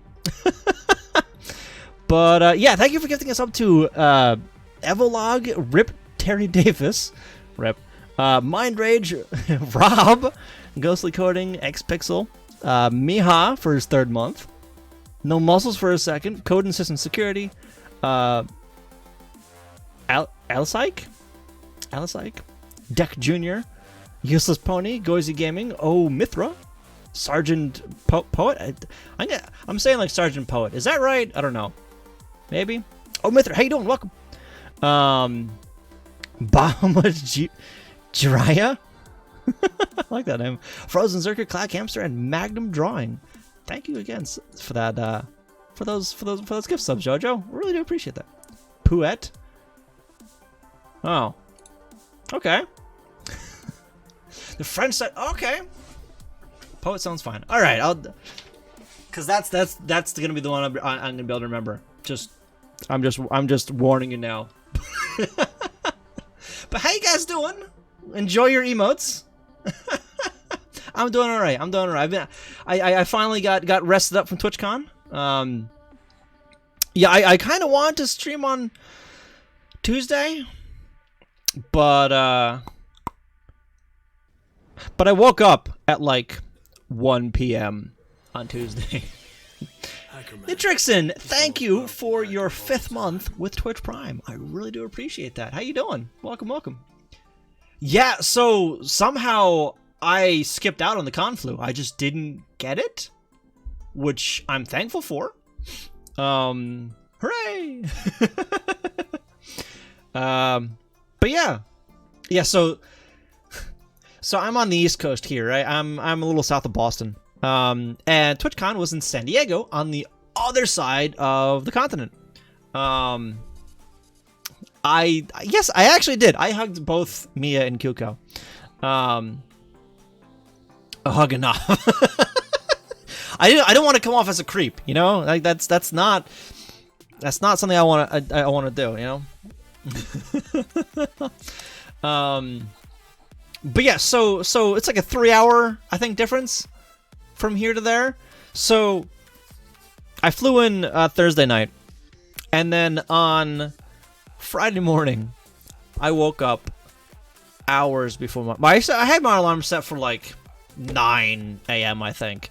I woke up at like 5 o'clock in the morning every day. So thanks for saying. Oh yeah, thanks for stopping by. Helps you keep coding alone tonight. Let's go by. Oh, thank you. Love from Montreal. I need to get up that direction soon, or not. Well, I say soon, but soon TM. I need to get up to Canada. I was up there like once, like years ago, back before. Yeah, I was like 10 or something like that, or 5 maybe. Dragged up there by my parents. Am I going? Oh, really? Beer waiting for you. Well, all right. Beer's always good. I like beer. Beer's nice. Yeah.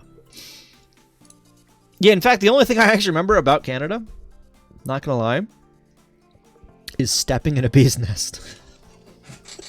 It's the only thing I remember is stepping in a bee's nest and getting stung to high heaven. Oh, you might go to TwitchCon next year. Really? That's exciting. Come during the winter, nope. So I keep saying that, like, I hate the winter, but I don't know. I don't know if I actually do. Like, I hate driving in the snow, but that's only because of the other people on the road, right? And I hate having to shovel my own snow, right? But, like, that could all probably go away if I just, like, lived in a city or whatever, so I could take public transit. And then I wouldn't have to worry about shoveling snow either. Yeah. So I don't think I don't know if I actually hate the winter, or if it's just like the environment that the winter creates. If that makes any sense. You won't come to Florida. I do not want to be in Florida. Sorry. Minus winter compiler.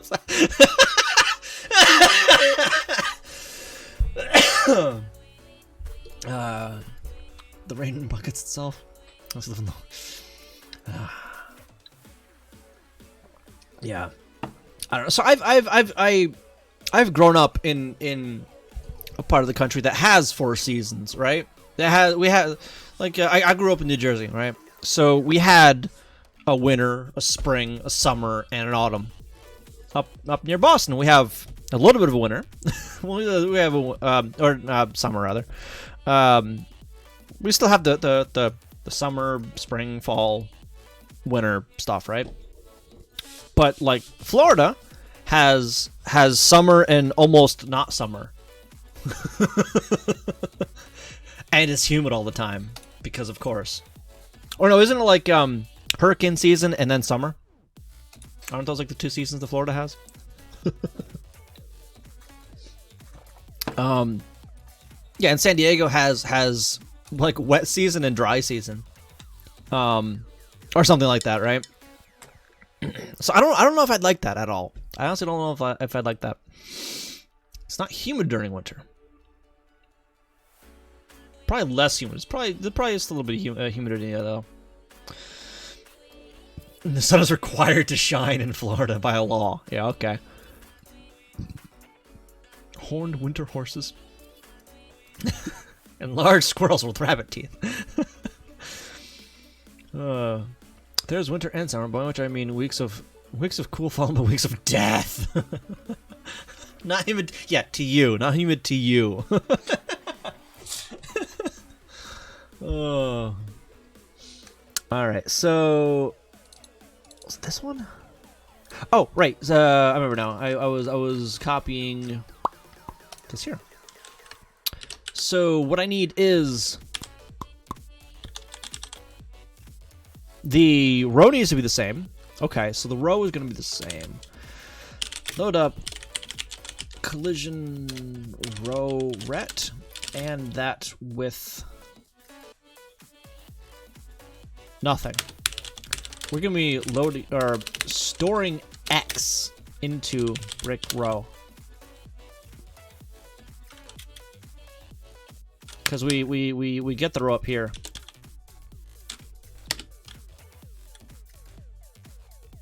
Do we add that? Hang on, wait a minute.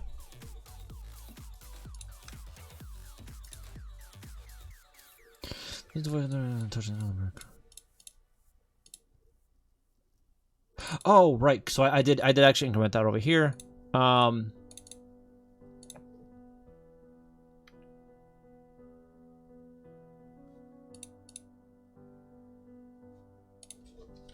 You know, we're gonna store Y, because that makes things easier. Because Y is the column. I'm just gonna store it to make things easy, and we're gonna do the same thing over here.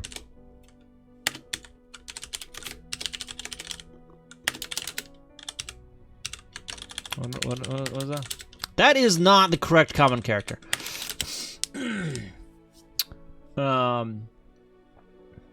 It was like 90, and 100% I was like, that's not that bad inside. Oh, jeez, what?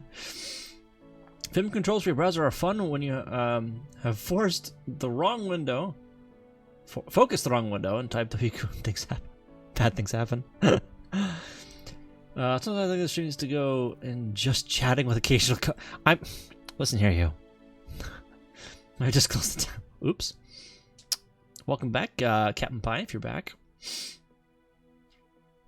Giant squirrels. All right, so we're doing that, and then we are jumping to get address for brick, which will get the appropriate address for either the parent or the child board, depending on which one we are currently on.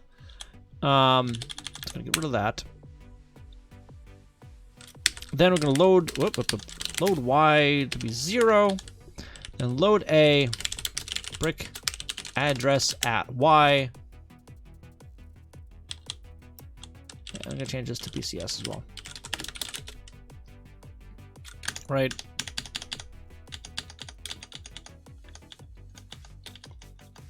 Probably.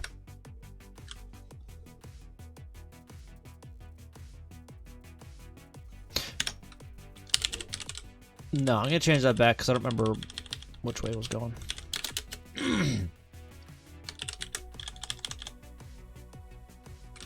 Okay.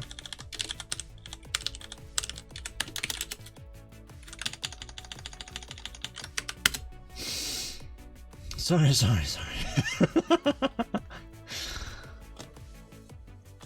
Addresses. It's plural, isn't it? Yeah. It was plural. All right, then we're gonna come back over to, over to here, but we're loading up a different ROM. Okay, there. What's an 8? Okay, this one works.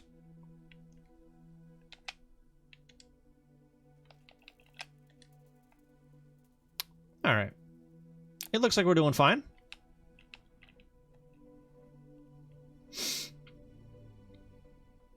Yeah. Yeah, it's working mostly. There we go. Would it be helpful to have the ASM documentation in Vim via help? I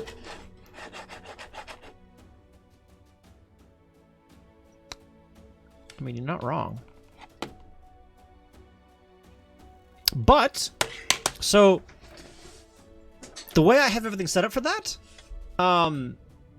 in theory, it'd be rather straightforward to output to that, right?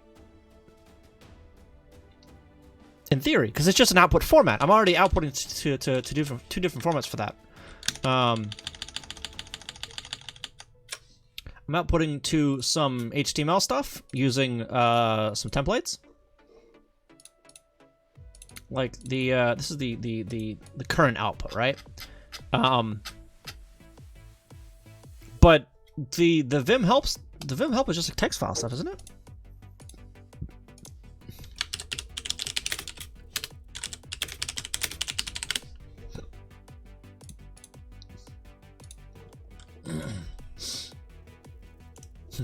help. Hang on. Is that really just...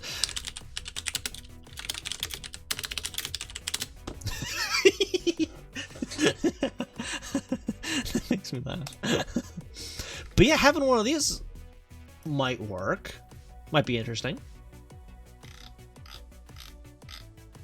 I don't know.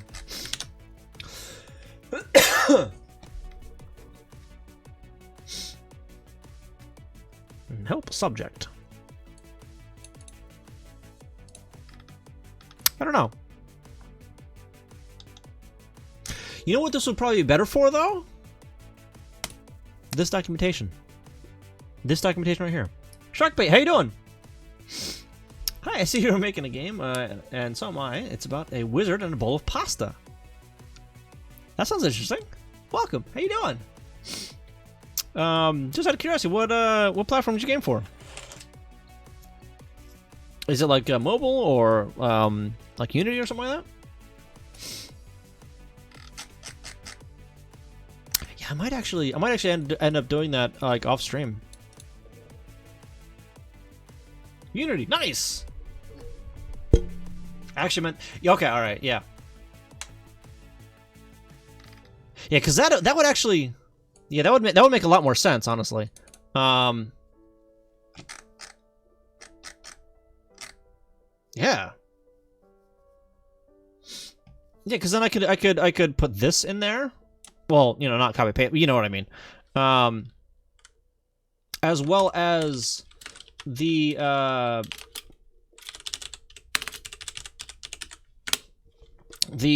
compiler documentation or assembler documentation, right? So I'm always looking up documentation here for like, oh, what does this mean, right? Like, you know, the all the macro crap. Y'all have to, yeah.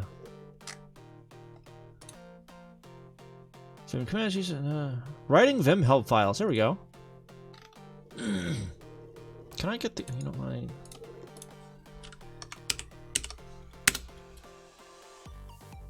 There we go. I really like the reader mode in Firefox, by the way. I use it like all the time because it strips out all the crap around everything, right? Like this is just a WordPress whatever. But it just like makes everything uniform and so much easier to read. Yeah, I love reader mode. I really do. I mean, it doesn't help with like load times or anything like that because it still needs to load the entire page and then figure out what's the content of it. But it helps with readability so much. And I can just like, you know, make the font a little bit bigger or whatever. Change the colors on it and yeah. Safari and mobile a lot. I actually almost never use Safari. So the wizard has to use his bowl of pasta and take down the bowl of tomatoes and his massive invasion army. So the bowl of tomatoes is trying to take over the world, and the wizard hates tomatoes. So he uses his magical bowl of pasta to gain magical powers and then take down the invasion. That sounds like fun. It's also dark mode by default. Is it? I'm pretty sure it was originally light mode for me, but I changed it to dark. Not sepia or anything. I changed it to dark because I like dark mode. Yeah. So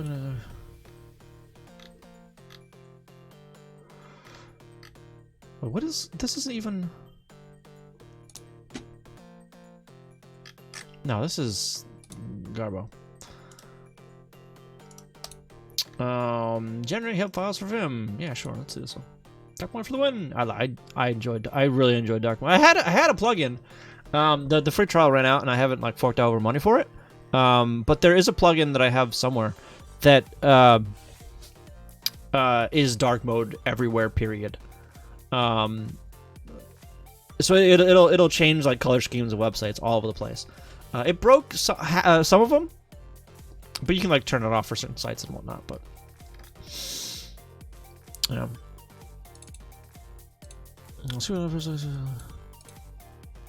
HTML2 Vim doc. What?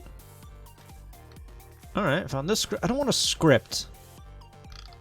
Just like, what's the format? Where do I need to put it?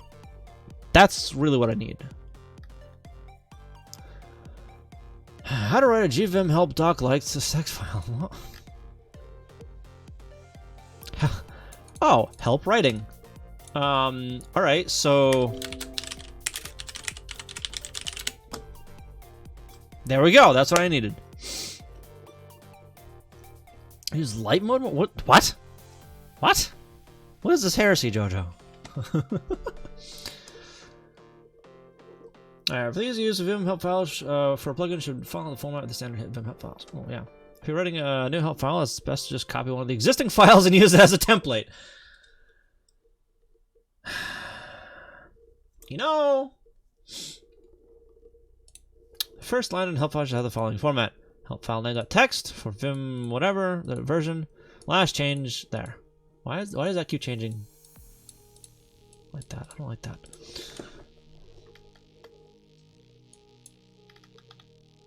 All right, y'all have to. I'll have to look at this off stream, I think. Yeah, I'll have to look at that off stream. Because I might actually do that. I might actually do that. Put it up on GitHub. I'm trying to focus on C++. The Twitter's army of robots has boom bots and heavy duty bots, and so boom bots over the top speeds, and you deal with it.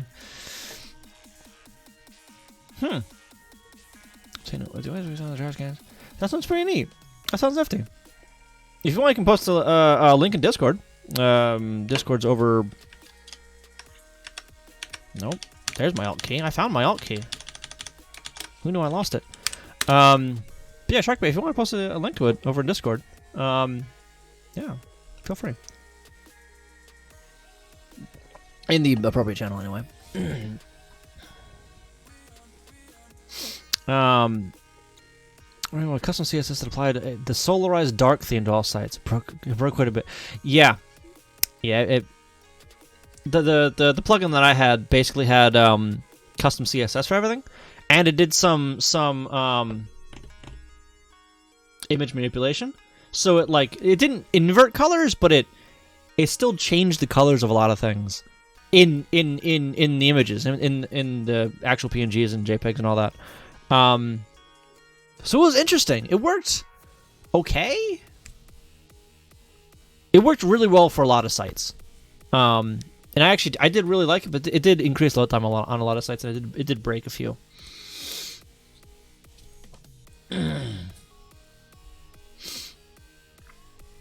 Yeah, we have had that was like a little bit before TwitchCon. We had a bunch of bots. Those were annoying. I don't have some weird mode. Okay, I'm just double checking my follower only mode or whatever is turned off. Yeah,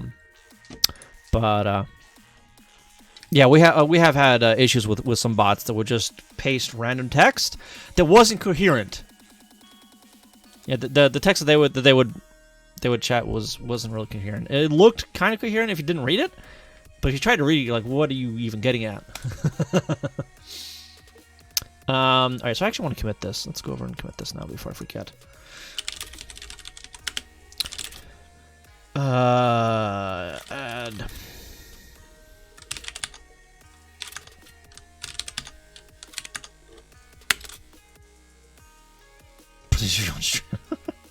It's called Movie Poll. Oh, did you actually fire up any of that?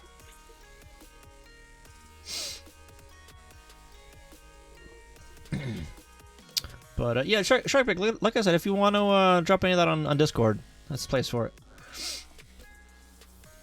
Installed Go 1.13. Nice. Yeah, so your changes, by the way, have actually worked for movie night.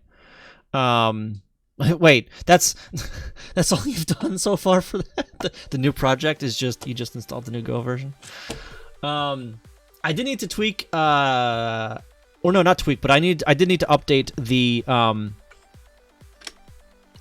what's it? The WASM.js or WASM exec.js file, but that wasn't on you. That's on Go, because it swapped out some of it removed a function and added two more that the JavaScript didn't know about. So yeah, and that was like the only tweak I really needed to do from your changes anyway. Yeah. And I actually did make some more changes. Sorry about the tangent, but I did make some more changes with the emotes. Not that one. That's not the one I wanted. Not like sweeping changes, like more improvements on it, you know, fleshing it out a little bit. Also, the index is amazing. What index? What is we gonna? I don't know what I'm gonna say for my friend's house. We're going to drink tomorrow. Then going to his house for more drinks, drinks and drinks and drinks and drinks. Ah, Valve index. Yes, I figured it would be. I figured it would be. I want it. I'm not gonna lie, I want that. Was it emotes? I think all my work's still on emotes.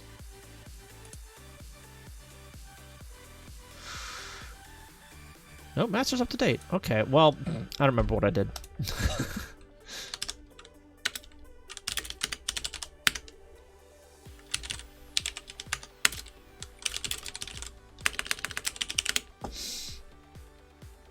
Oh. I guess I lied. Alright, well, I thought I had uncommitted stuff. Do my changes work with 1.12? They should.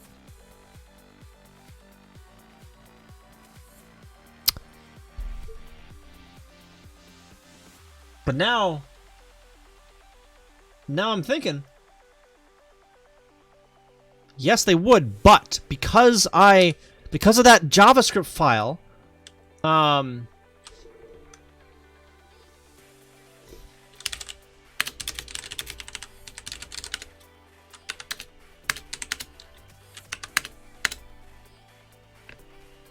no.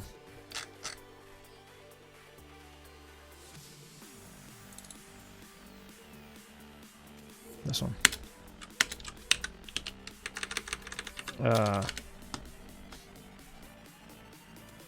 Where is it? I put that in somewhere.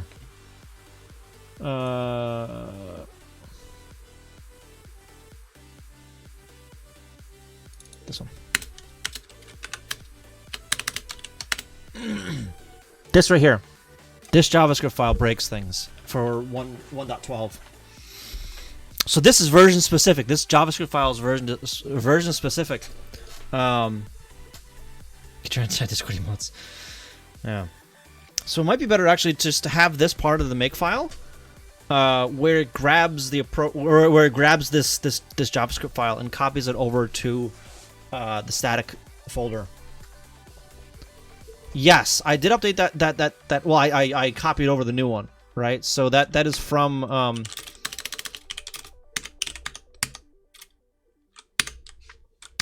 no.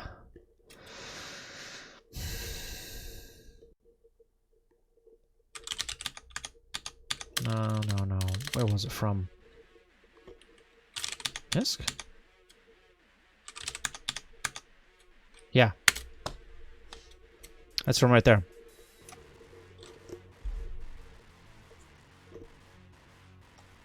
Put in a 1.2 version of the first. Yeah. The hints don't need that file, I think. It actually doesn't matter, because regardless if it actually uses those functions or not, the JavaScript will crash if those functions don't exist because of how it binds them. So even though those functions are not used, either the old ones that are removed or the new ones that are put in there, if it doesn't have the correct version of the JavaScript file, it will crash in the browser, and the WASM will not execute because it tries to bind to the callbacks or whatever for those. Yeah, it's a pain in the butt. Yeah. If you want to, you can go and make an issue for that, and I'll take care of it off stream. Yeah, right? I trusted you, and this is how you treat me, right? I mean, I get the reason for the change. I understand it. Because I looked through some of the issues that they had referencing that change, right? Or not referencing, but with those functions. And a bunch of people were having trouble with it. So yeah. It's not good. It's JavaScript. JavaScript. I mean, yes. Well, This one, I have a hard time blaming on JavaScript because it was a Go function to copy data to and from JavaScript, and they changed the Go function. They changed the Go API, and that's what originally broke everything. Yeah. So I don't know. Anyway, status.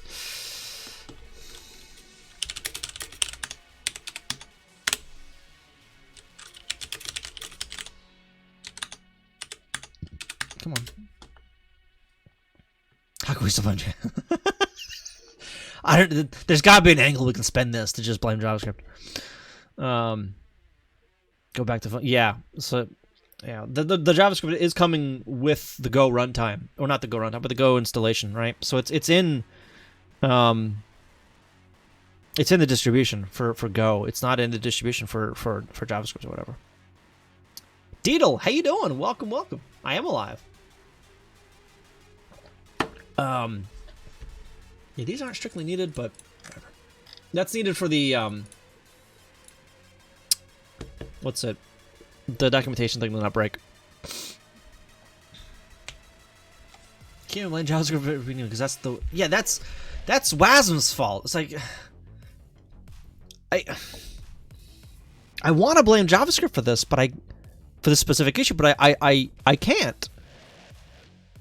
You know? I like that. I like that. Bite all the things. Yeah. Well, no, this was for some alignment crap, I guess, with something else. I don't know. I don't even think I need it, honestly. I forget why I had it in the first place. It was some weird alignment thing that was breaking in my debugger. But I haven't needed that bit anymore, so it's just like 2 bytes wasted. It's 2 bytes wasted at this point. Alright, so commit. Alright, so fix collisions again.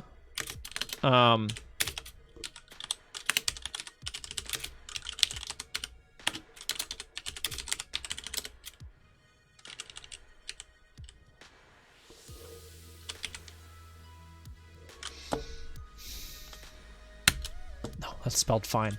Yeah. The only time I bited code was because Nazan didn't correctly assemble 0-page addresses for something. Really? LDA for yeah. Do what's it? Absolute instead of 0-page. Yeah. I think I had that issue I think I've actually had that issue with NSASM. I think I have, yeah. I haven't had that issue with CA65 though. I don't think.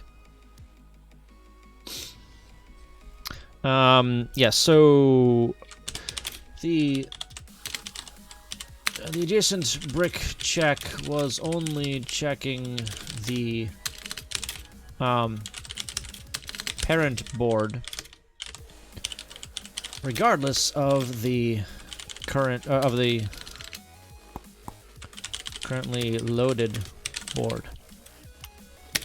This change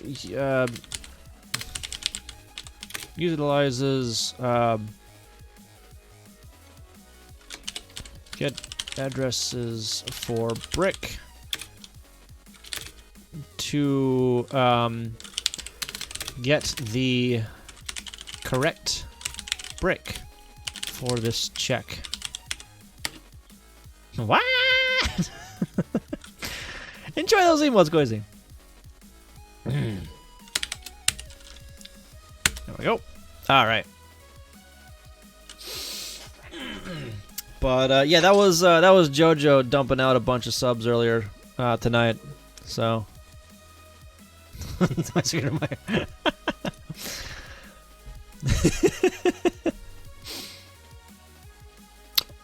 that did that actually like? Oh, I can't actually get the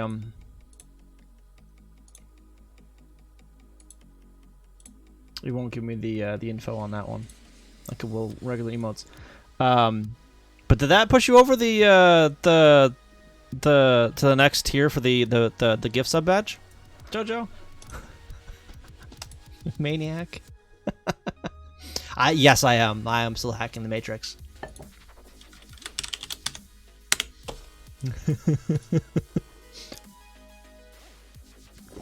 If you got BTTV installed, it'll show up like that. Hit it a bit ago. Oh, okay. What, you did? Really? Goodness gracious. All right. So let's start working on cleaning up some stuff so things work a little bit better for my documentation thing. Yeah. 102. Goodness gracious. Only 128 to the next badge.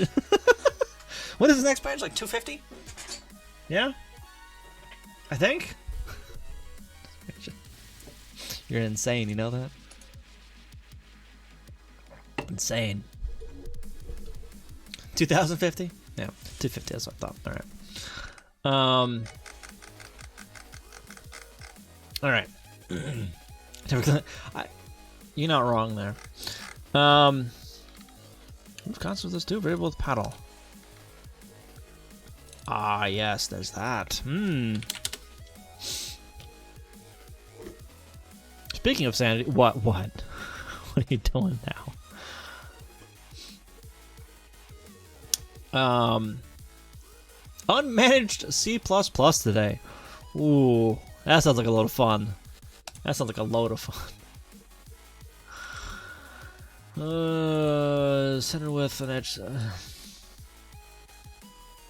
that's something I could work on, I guess. Is actually, do I implement paddle health? Sound like an A++ in math. Something like that. C++ is would be a programming language. Unmanaged being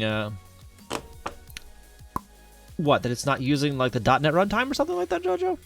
I actually don't even know. Like it's using like old APIs or something like that to talk to Windows, I think. Right? I don't know. Well, Java has a runtime, has the JVM. Managed using the CLI, unmanaged being true. Ah, yeah, okay. What did I start? No, I've gone on incredible rants before, or not rants, but like diversions before. Hotspot JVM, hotspot JVM. What? Watching Vindictus Trons. Not sure Sando's ever heard the first. Listen here, you.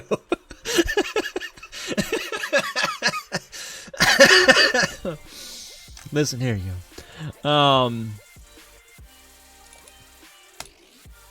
Do I want to? Right, where did I leave off with my other project here? 3 versions of a distraction. You did, yeah.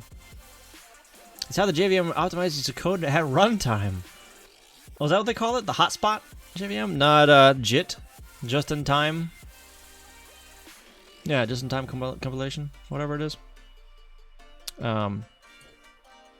I'm out of water again. I'm gonna go get some more water. Don't go anywhere.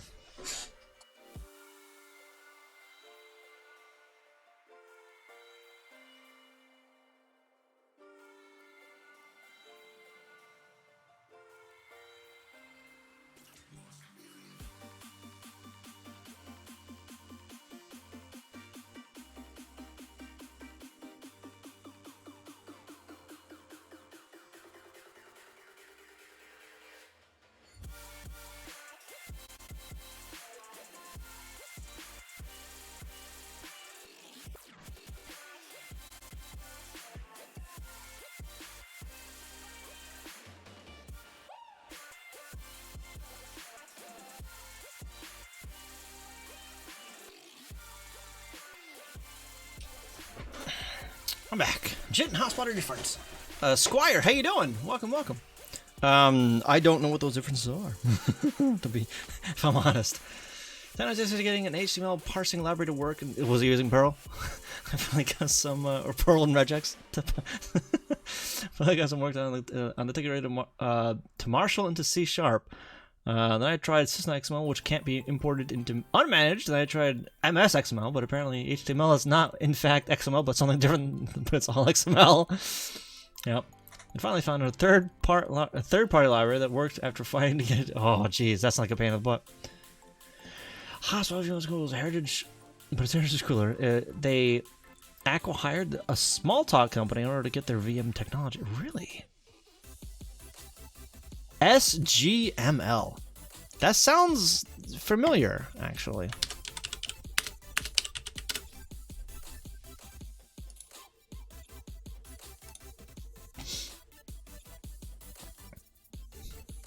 It's a standard for defining generalized markup languages for documents.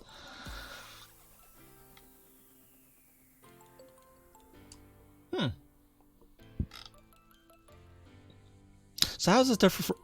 How does this differ from XML then?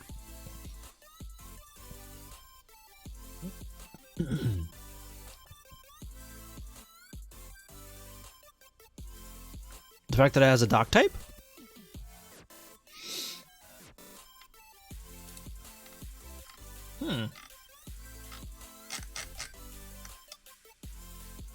Derivative. XML is a derivative. Intended to be an application of... Okay. The design of HTML was therefore inspired by SGML tagging, but since no clear expansion and parsing guidelines were established, most actual HTML documents are not valid SGML documents.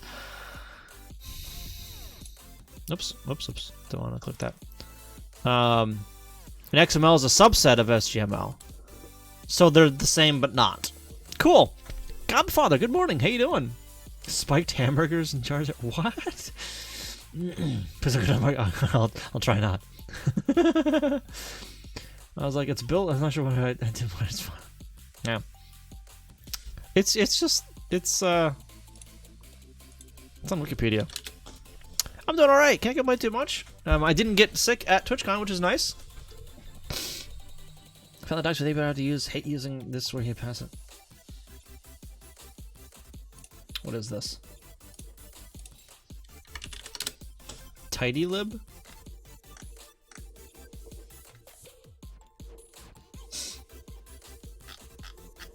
This looks like fun.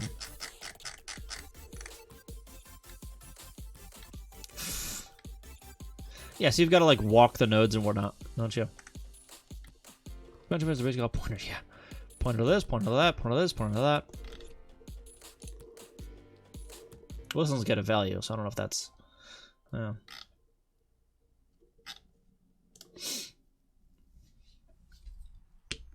Straight from the 2000s, right? All right, so I think I started putting in like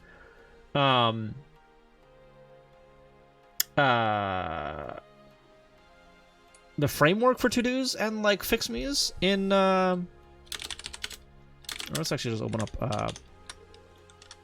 another one here. Not get gvim tree.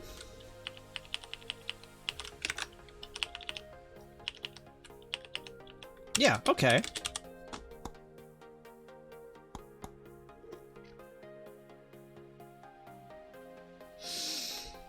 To do and fix me.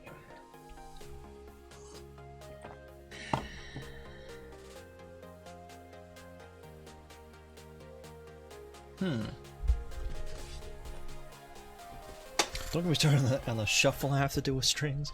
As long as when a compiler stops complaining, I've hit the right conversion. If it compiles, it works. Isn't that like Rust's mantra? HTML5 parser component for something, probably.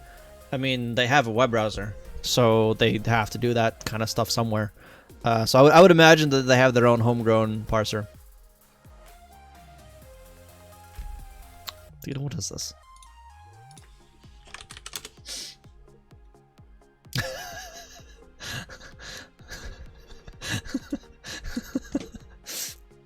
He got his nonsense compiling that. Works in C, it should work in Rust. Go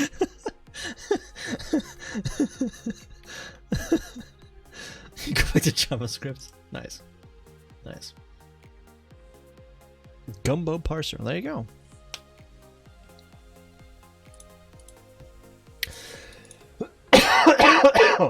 Excuse me. Well. So do I want, like... I think I want to-dos and readmes to be in the big stuff over here. Alright. So, check paddle horizontal collide. Ah, yeah, okay. So a lot of stuff I need to do is actually, like, adding comments to these things to, like, explain what things do.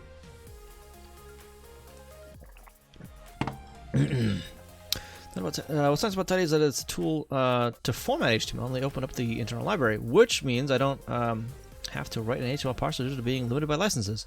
Well, there you go. So what's the license Tidy's using? Is it like a GPL something, or is it like MIT or something like that? Alright, so check for a collision between the ball and the left or right side of the paddle. The ball will bounce horizontally, but not vertically. I think it's based off of MIT. I know it's not agreed to most of the... Okay.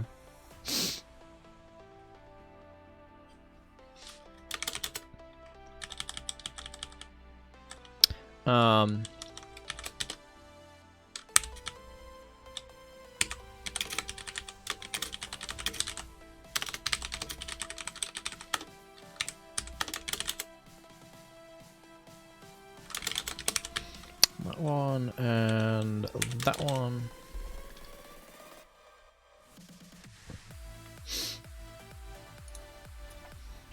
Get rid of that. Piece of...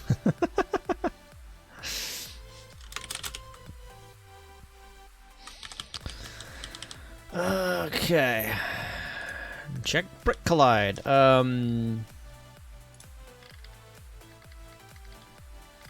Alright, I want a explanation of the steps, I think, in this one.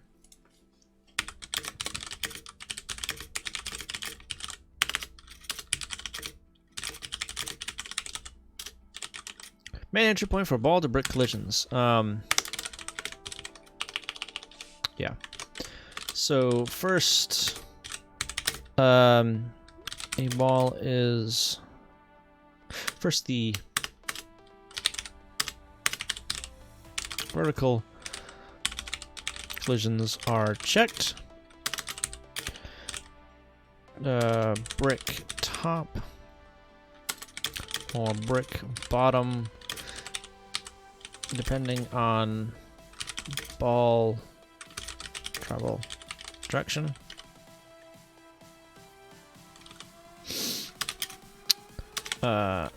Then the horizontal collisions are checked. Left, then left or right.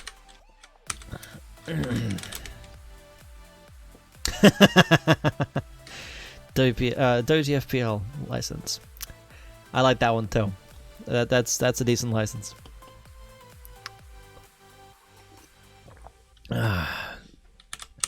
All right. So, the collision detection uses a 2-point uses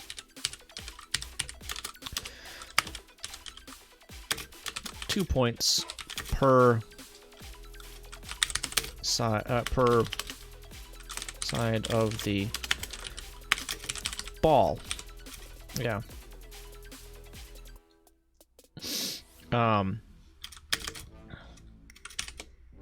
A squared, how you doing? Hoi. On this game we'll have no collisions for filling.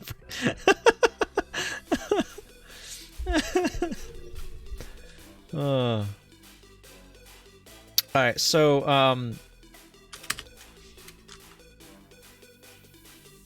2 points per side of the ball.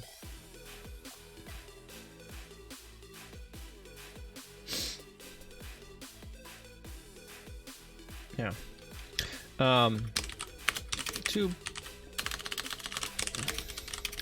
The 2 points are checked for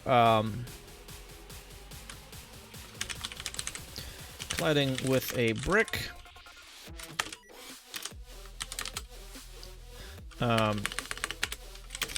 With a brick.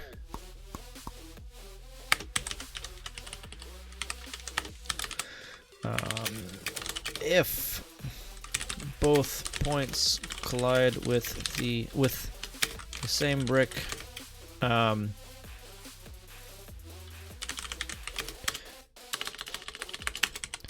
collide with do the brick action on that brick. Otherwise, if the ball collides with 2 different bricks, check a 3rd point of collision between the original 2 points and collide against that brick. Time for me to try to get an async sleep. It's like sleeping, but you've got kids. Oh no! Thanks for the gifts again. I'll try to get on one day. Enjoy the sub. Don't forget to blame some JavaScript for no reason before you stop. I won't. Don't worry. You have a good night. Thank you so much for stopping by. Hope to see you again. JavaScript's always the problem. John Smith, you're fired. I don't like JavaScript at all. All right. So this has no inputs or outputs, actually. Even though check is in the name, the collisions are acted upon in this routine.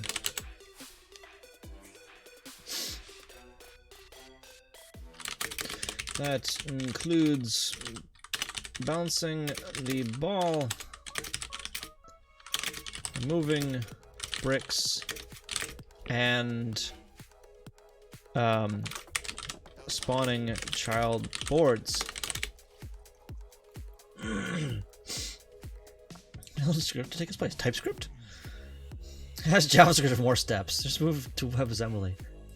Say, there we go. WebAssembly. That's what I want. I want WASM to be able to modify the DOM so we can just skip JavaScript entirely. You know?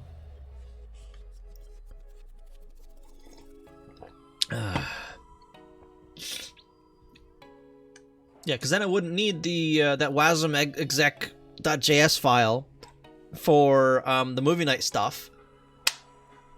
Yeah, and I wouldn't have to worry about all that crap. Microsoft taking some of that works and made it work even better. Have they? Have they? Have they really? Alright. So that's all that one. Goodness gracious. Get address for child brick. Alright,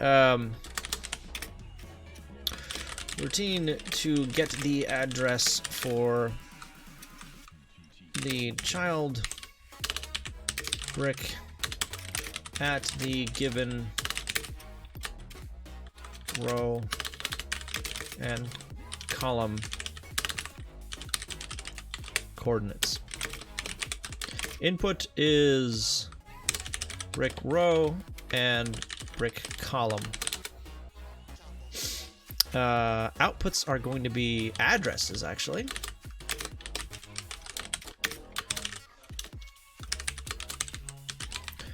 Brick address and brick PPU address, I think, right?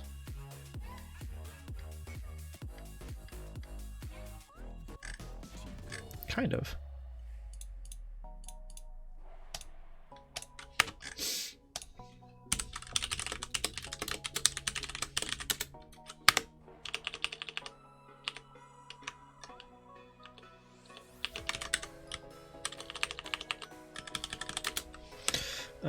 Brick PPU address. Awesome, we did everything. No, not yet. And what it can't do, they need to make it do. Yeah. I suppose having a markup language and a code language would be fine, but not JS. I mean, yeah, I don't know. Yeah. I mean, ever since like I've started using Go more, I have liked scripting languages less and less. You know, interpreter languages less and less. I mean, I get the need for them and whatnot, but I don't know. Personally, I really like the compiled nature of compiled languages. You know, so I prefer that over scripting languages. And if you're like, oh, they can just put viruses in the compiled code, yeah, they do that in JavaScript too. So it's not like just because it's interpreted that, like, you know, makes everything better. But it's the thing of today, to make these new languages every year, and then they're in high demand because they're so cool, right? If ours is actually limited all the same, it would be nice. Yeah, thanks, IE. Interpreted stuff has its uses, but compiled stuff is fun. Yeah, I mean, it has its uses. Python's a decent interpreted language. Yeah, so like they do have their uses, right? And part of that is the like the rapid prototyping, for instance, for Python, has found its niche in the scientific community, because trusting trust. I don't think so. Is it a book or something, like or a lecture or whatnot? You go ahead and link it in Discord. I'll have a look at it later. Python on my VIC 20. I mean, you could try. But yeah, like what Python did and why it's so popular, really, and got that niche. Why is this song so quiet? Is because it figured out a way to interface with compiled like C libraries really easily. So the scientific community already had these like C libraries from wherever or whatnot, like mathematical libraries that did math really well, because it was all compiled and efficient. But they're able to glue all that stuff together really rapidly with a little bit of Python, right? So it just absolutely took off in that area. And I think it works really well for that as well, you know? Like if you have this massive formula thing, whatever, scientific simulation, so you compile it once, and oh, I screwed up the you know, just these few parameters. You can just go in and change it instead of like having to write up an entire like configuration format or whatever, and have to worry about all that crap. And yeah, I don't know. Basic is enough with the VIC 20. Python's ability to do stuff with internal stuff is nice. Lets you do the simple stuff without a lot of effort. Yes, but exposes internals for the experts. Yeah. Yeah. Reflections on trusting trust. I remember that paper vaguely. I don't think I've read the paper. Like all the double underscore stuff and fancy methods and strange prototyping and all that. Yeah, I mean, there are some weird design choices for Python. I'll give you that. But let's talk on getting Ruby on Apple too. Drop that in Discord. I'll have a watch. The creator of B and Unix? Can that get that Ken Thompson? Possibly. Write the sim in C, but implement front end in Python. Yeah, yeah, exactly. Like you write, or even like the lower level mathematical libraries, right? Those will be written in C, but the glue to like how those mathematical libraries should function, like the parameters to those libraries, all written in Python or whatever, right? Yeah. Like, for instance, the NumPy library is basically just a mathematical library that does math really well, especially with large numbers and whatnot, and it integrates very well with Python.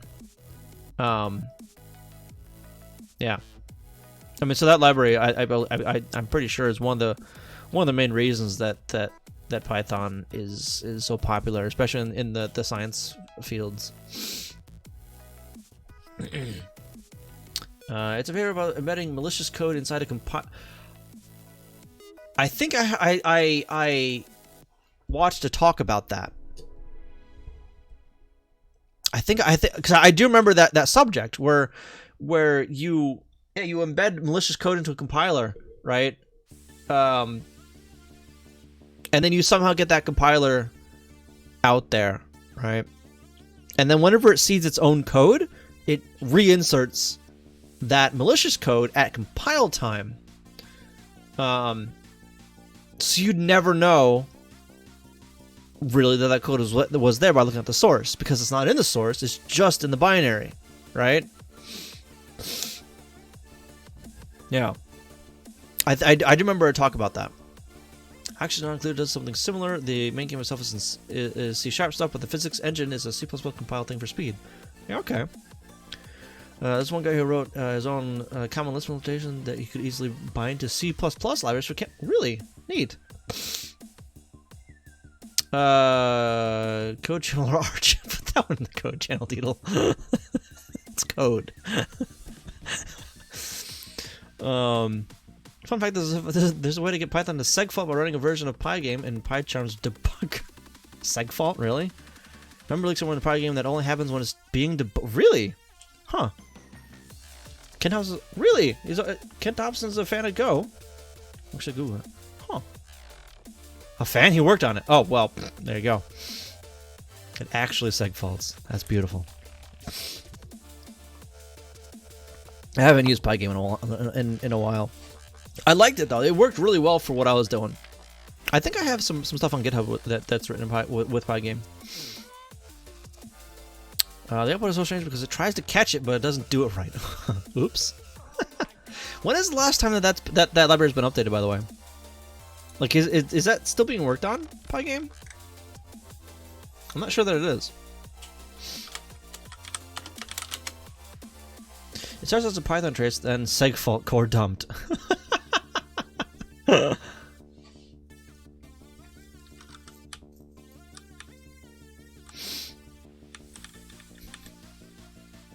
Go.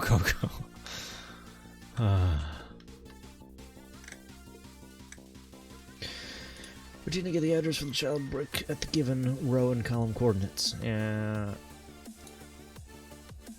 The child brick address.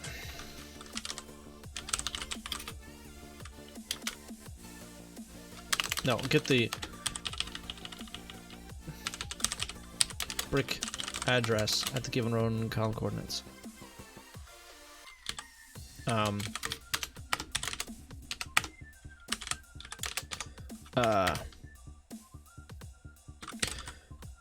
Both the address in RAM and the address in the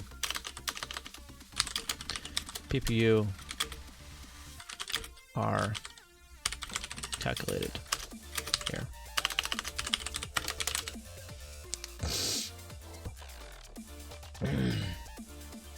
Open the latest version as of July 2017. Wait, is that the newest version? July 2017? I'm not sure if I'd call that active. All you need to do to get Python 6 fault is to raise the recursion limit. I don't know if that one counts. Buy game 5 months ago. Last dev release 2 months ago. Alright, well it's slow, but that's alright. It's still being worked on, I guess. So I saw the oh okay. Alright.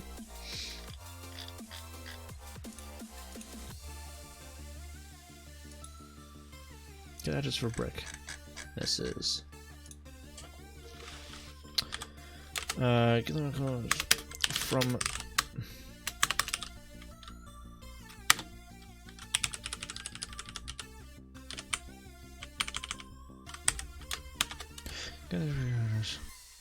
get the address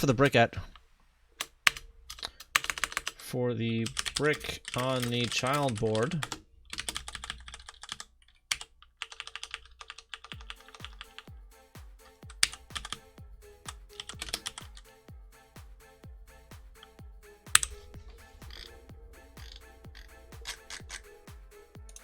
On the main board. It says set recursion limit. Yeah. I thought yesterday. What's the fastest way to go? I have no idea. Alright, do vertical brick collide.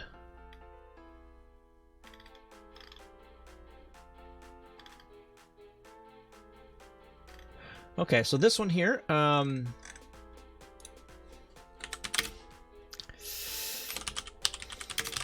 perform the collision on a brick.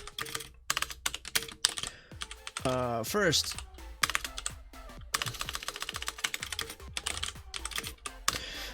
determine the direction, the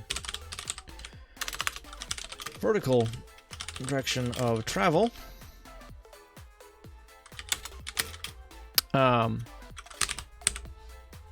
variables to a list. Oh wait, what?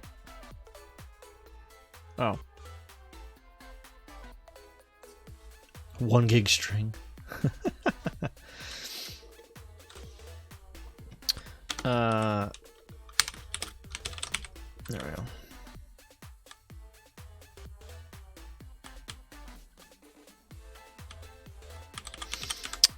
Then move the ball in the. Then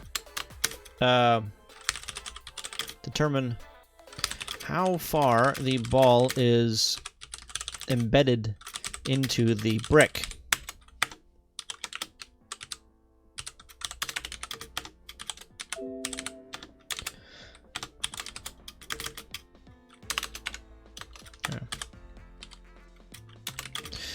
The ball will be moved in the opposite direction of movement. Jojo,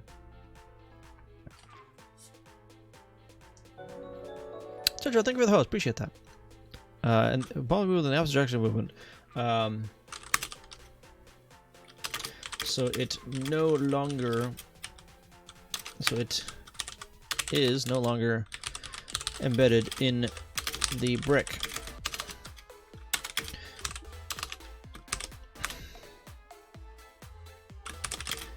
The distance moved is determined by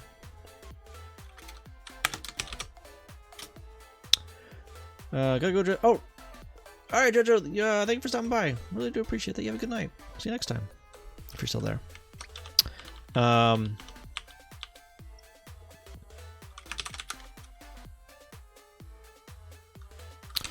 The distance moved is determined by the difference between the wall of the brick and the y coordinate of the ball.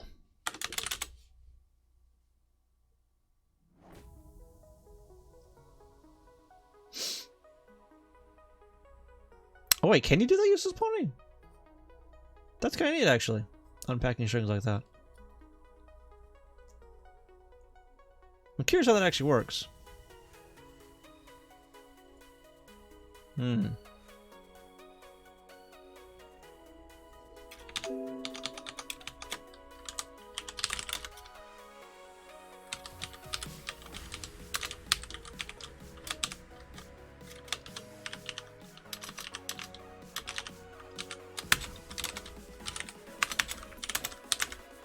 Huh.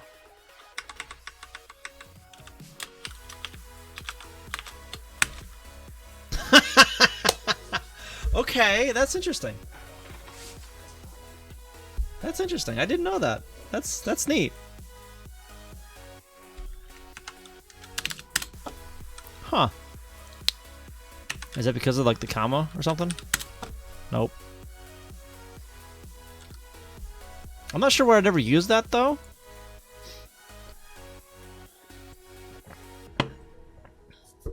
Yeah, I don't know where I would ever use that.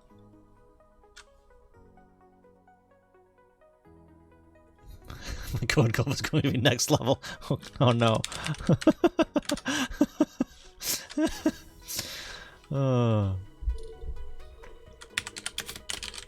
Lastly, reverse the direction of travel for the ball, or reverse the ball's direction of travel.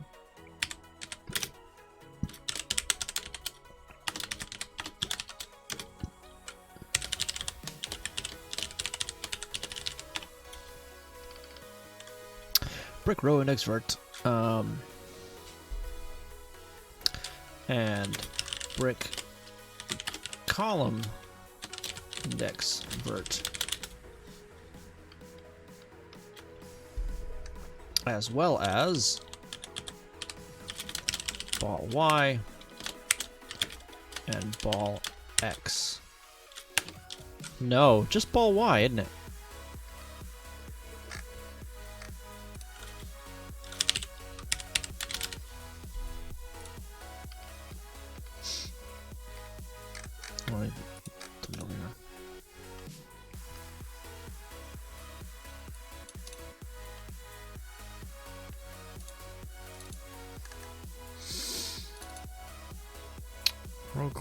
Oh, that's well, that is a pointer. Wait a minute. Where is this loaded? Address row cord. Oh, no. That's loaded at map load. Cuz this points to one of two different lookup tables. Or set of lookup tables, really? There's no. These guys for the main map, and then there's these guys for the child maps.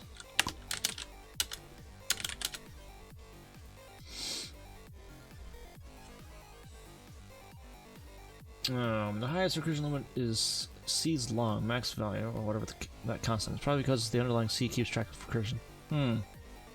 Python too large to convert to C long. Yeah. New font music. Yeah, like I don't really like some of the design choices they did with the new Twitch layout. That being one of them, the grave. Matrix is doing good. Matrix is doing good. Right now, I'm mainly just going through and documenting some things, because there's been more than one occasion where I've like not looked at a piece of code for a month. I'm like, wait, what does this even do anymore? Yeah, so I'm documenting in a way that's parsable by another tool of mine. Yeah. Yeah, how do you make a grave? Yeah, it's zero width, so it just like it's the stupidest thing in the world, right? It just does not. It just like it's actually zero width. Holy crap! Like let me. So like I've got regular text, right there, right? Can you read that? I don't know if you can read that very well. Well, it doesn't matter. But if I just hold down the grave key. I'm holding it down. Control A, copy. That's how many of them I had in there. 99 of them. I had 99 characters. That's 99 graves right there.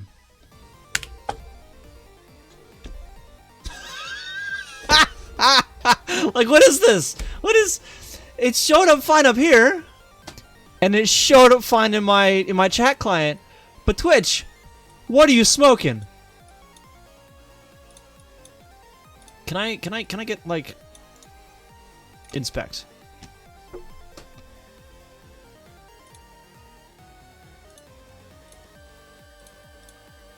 Yeah, I mean, like it still has them all there, right? They're all still there.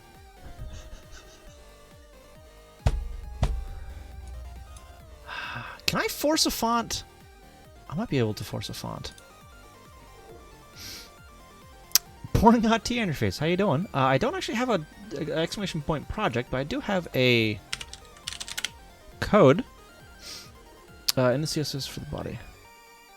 No, well, no. I think with better BTTV or with FFZ, I can change the font of yes.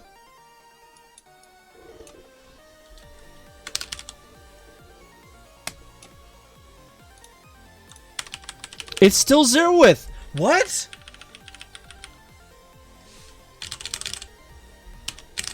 It's still zero width. Wait, because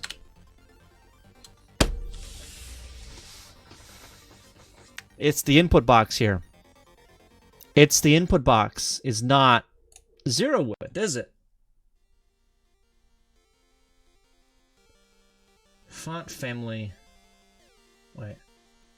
var FFZ chat font. Okay. Franco Face, help me out here. Where are you? It's not in that. Where is the... There are 30 new settings. Okay, thanks, Franco Face. Pop out. Can I show these on stream? I think I can. I'm just gonna make sure there's nothing like doxing in here. Hang on.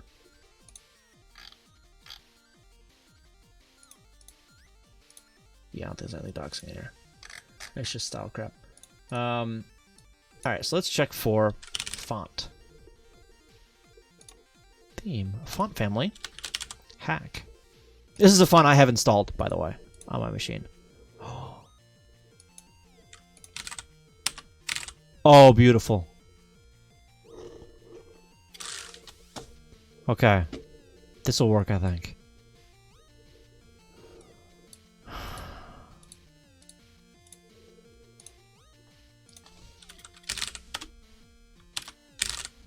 Oh, wait a minute. Why is it?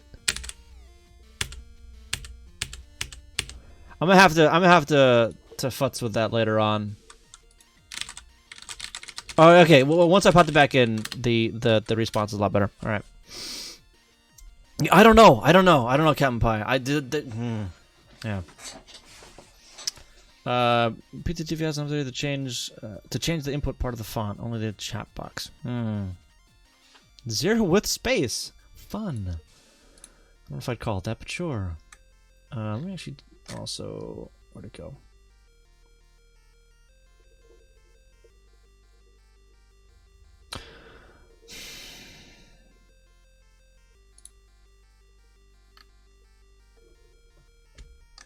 BTTV, come on. Alright, well, whatever. I'll screw on that later. So what save space? Combining characters. Yeah. Oh. Oh. I don't know. Anyway.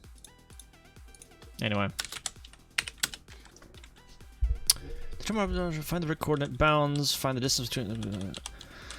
I mean, these can be... And they're fine. Because this won't be part of the actual documentation. Only this stuff up here will be.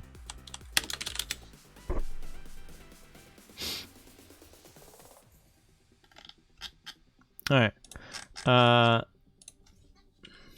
Perform the vertical collision on our brick.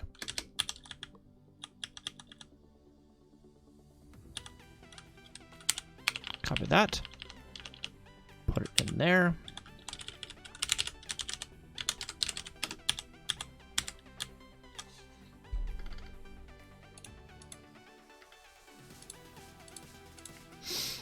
Index. Horizontal. And horizontal. And ball X, right?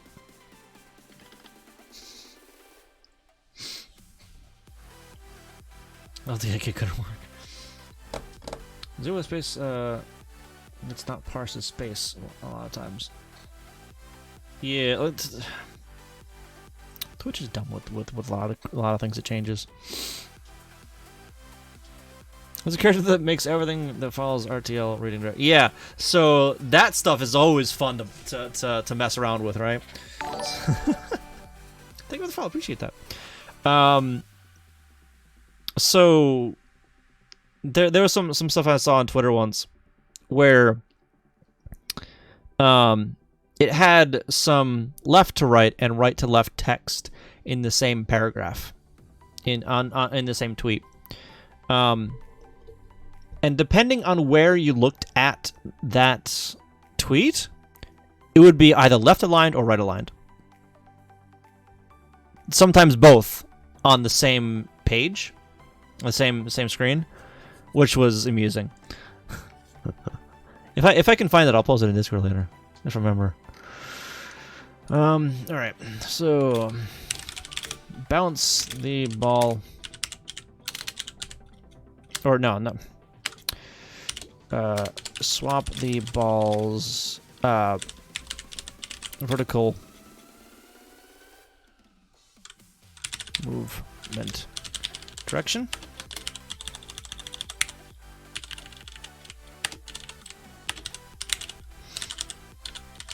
Horizontal direction.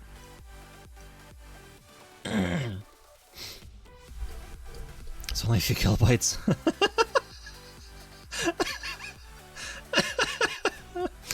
I don't know. Load up pi into like a bunch of variables. Isn't there like a website out there that's like a pi to a million places?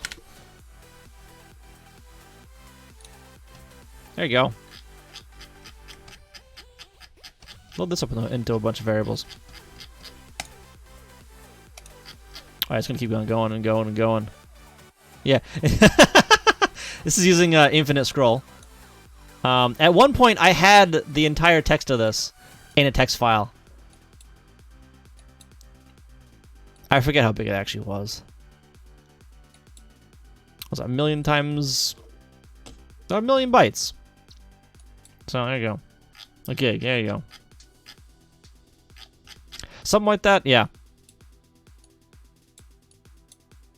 Something like that. Or maybe not a gig. I don't think it was a gig. The file I had anyway.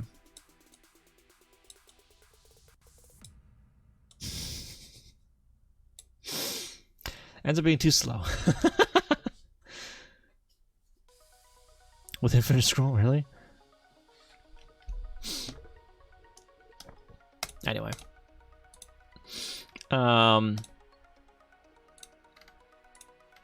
Alright, check point collide. Check the collision point for a brick. Point coordinates are... yeah, okay.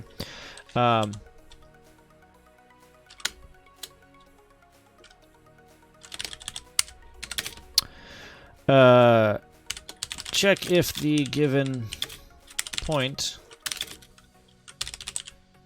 determined by temp x and temp y collide with a brick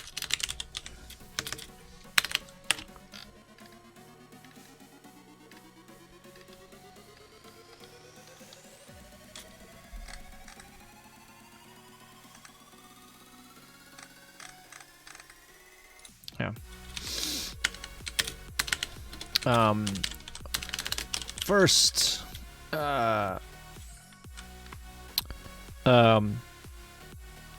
first,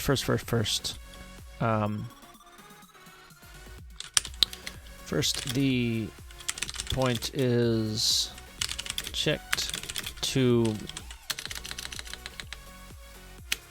Now, first, verify the point is within the bounds of the playfield.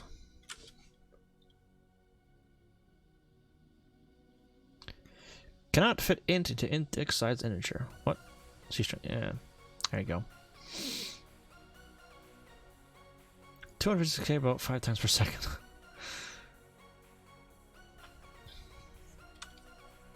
Just open the strings.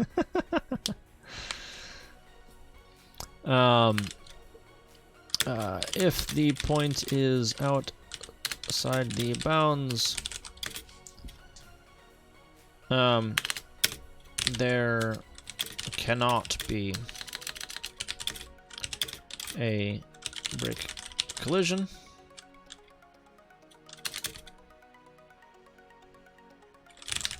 Therefore, return early.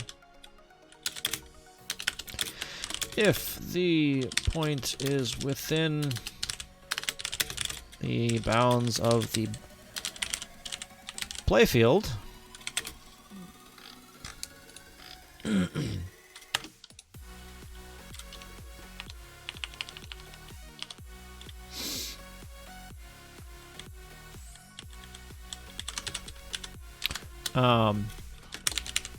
divide both the x and y by 8.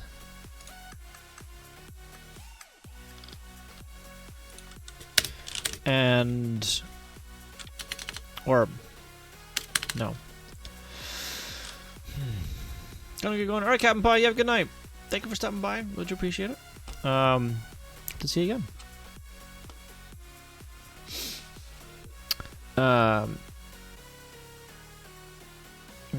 Subtract the board's offset.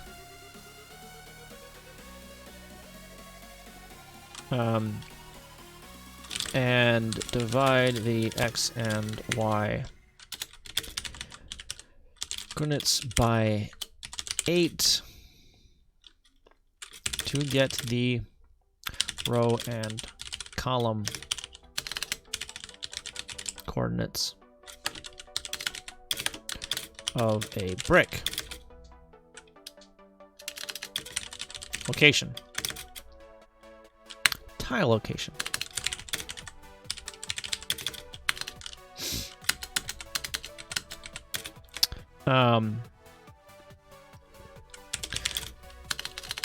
Load the tile location.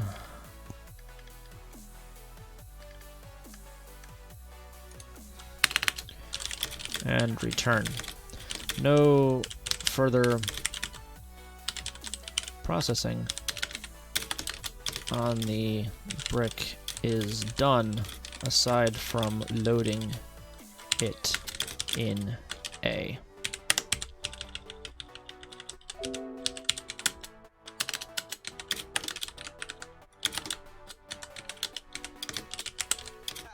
Input temp Y, temp X, output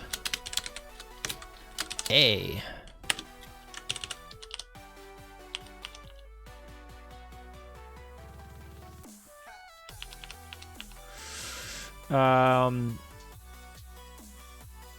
Do I use X and Y?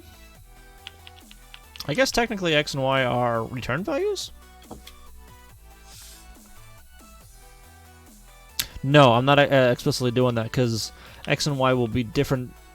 Will mean different things depending on if we're on the main board or the child board. Same text has only supporting existence. Take 256 PHP commands. You can cut that in half, Akamaffin, by just JSRing to things and never returning. Just like JSRing to yourself, essentially. I mean, you won't... If you're just in like a tight loop that just JSRs to yourself, you'll never crash. You just won't get anywhere.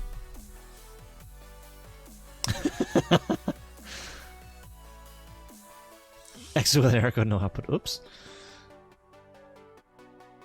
Because PHP is cool, because PHP. Boy.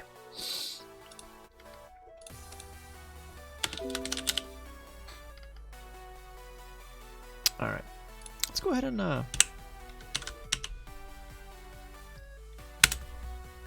that. Let's see what this looks like.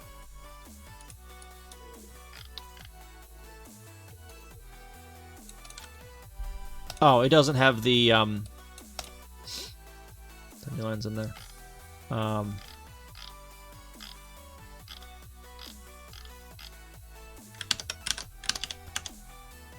Let's actually, where is it over here? Yes. Go ahead and edit the HTML.go. Do I still have? What was the other thing? Never mind. Whatever, doesn't matter. Ha! That's the seg fault.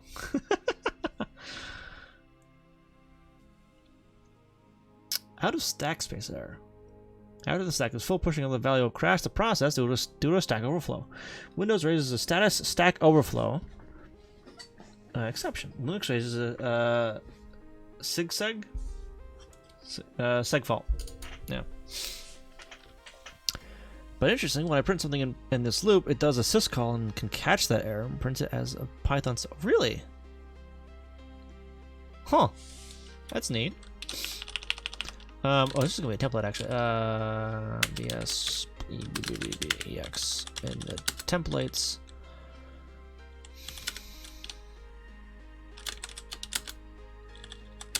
Index. This is so messy.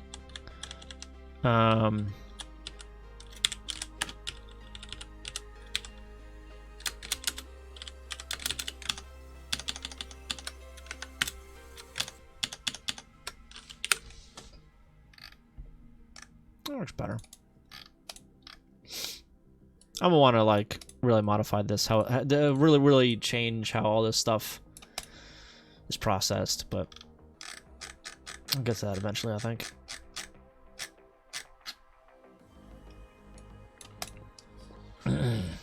Like, I think I'll want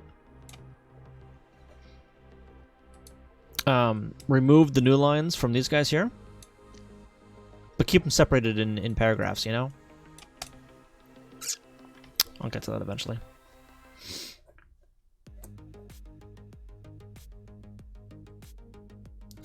Needs more bootstrap.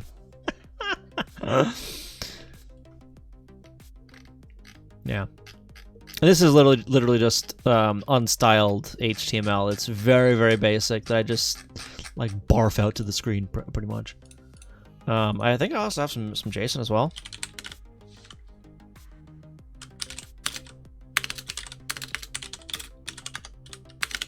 Oh. I've also got the JSON as well.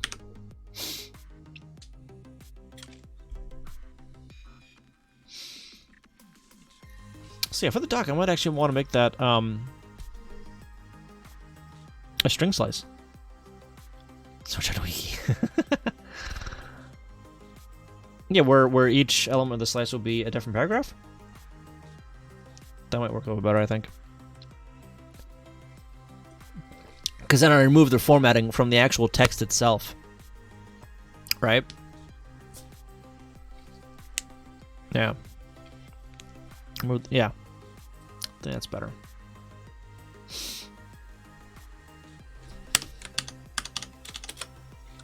Let's go ahead and do that.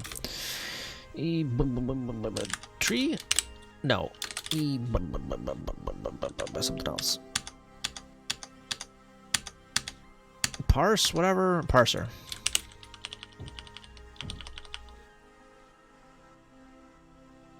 My neighbor's being noisy. Routines, no, doc. Find doc start. Where's the, parse data? Parse inline doc.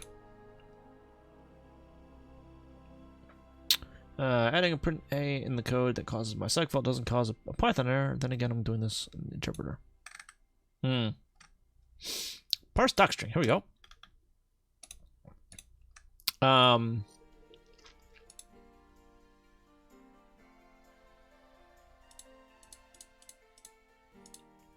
D output. No, not D output. No, it's trimmed.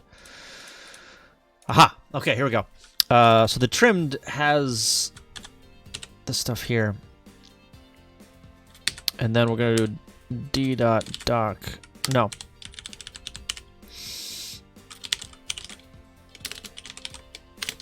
A single string.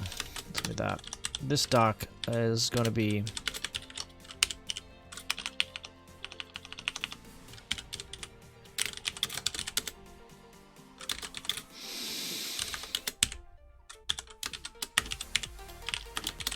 like that. Hang on. Single string. No. Well, no. Yeah.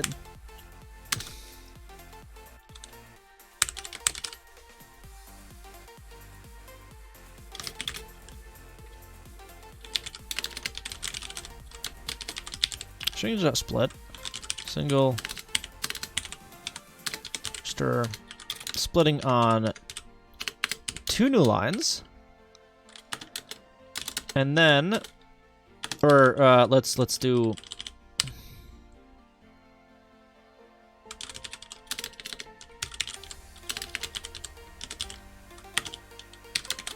like that.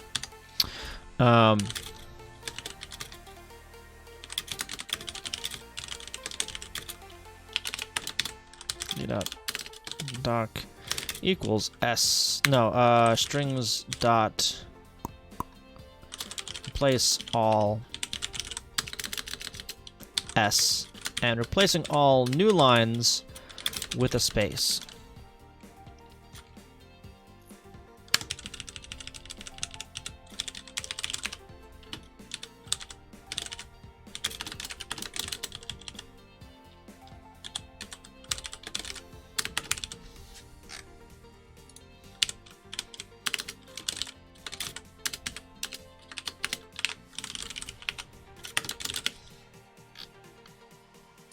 There. I had to sneeze again. Is this one gonna come out? I don't think it will.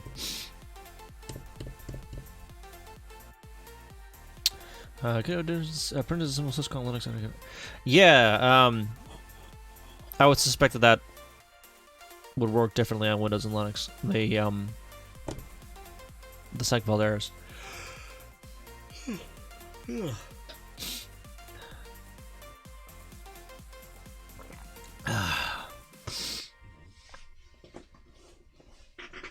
Puts and printf are system things, probably.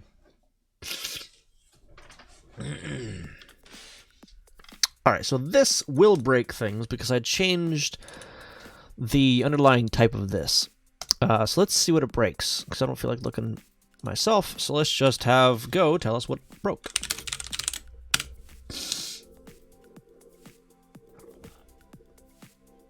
There we go. Partial Go 281.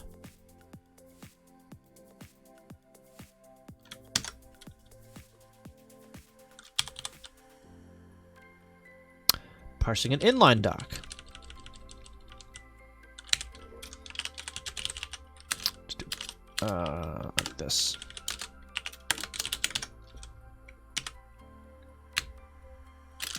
So string return argument tree 56.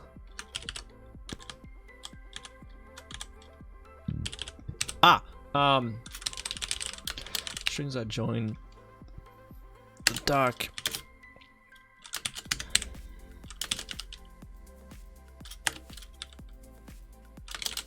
Yeah. I don't remember where this is used, but whatever.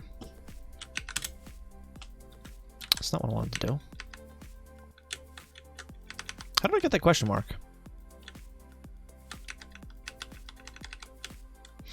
I don't know. There we go.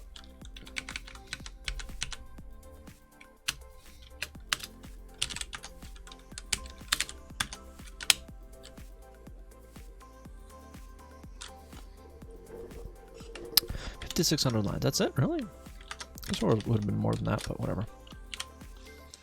Bam. All right.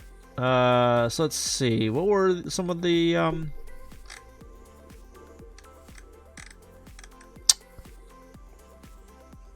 point collide? There's one of them.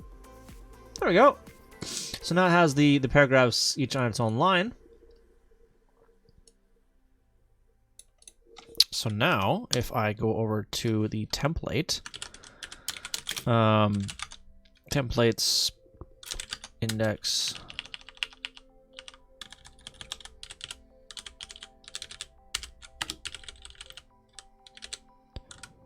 paragraph,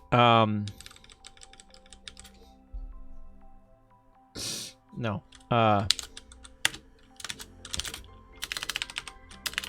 if doc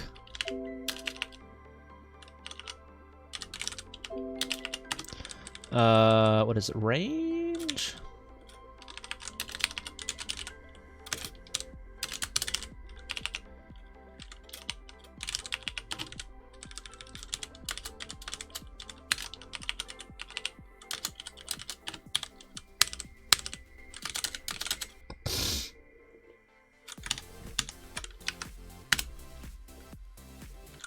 Unexpected in the file. Oh, and there's not a dot end. It's just a end. Can't iterate over what? Oh, is that because I'm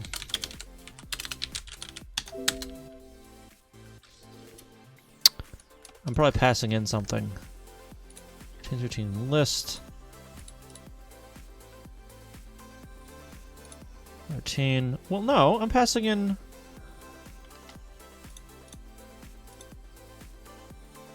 Where am I? Where'd it go?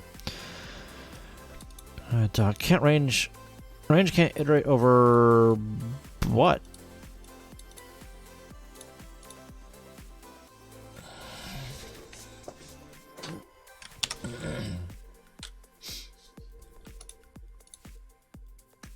Oh, doc.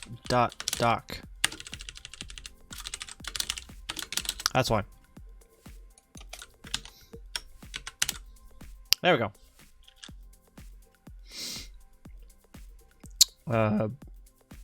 Rather collect buttons before every last thing you need to call the function once it start up. Whoops. There we go. Look at that.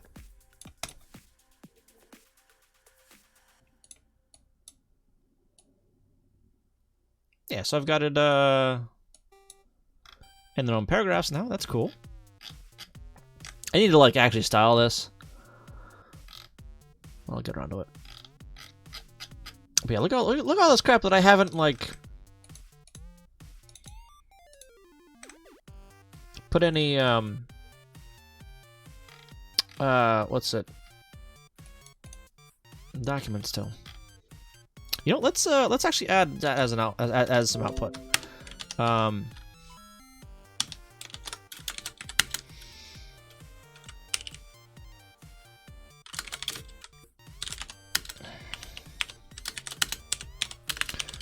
D doc.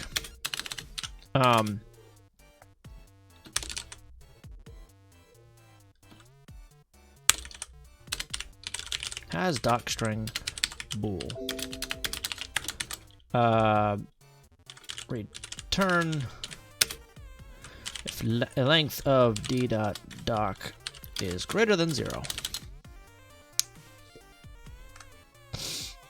There we go. Then back at main,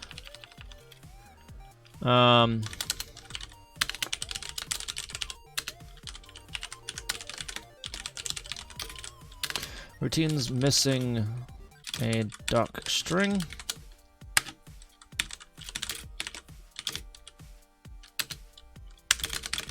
Range. Data root. No.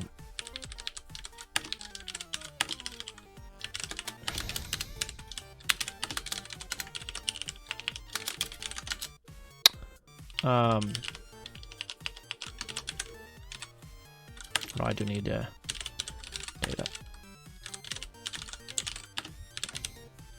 Routine data.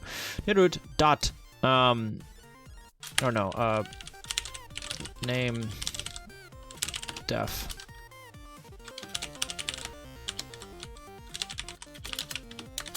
If def dot doc dot has doc string, right? That's what I called it.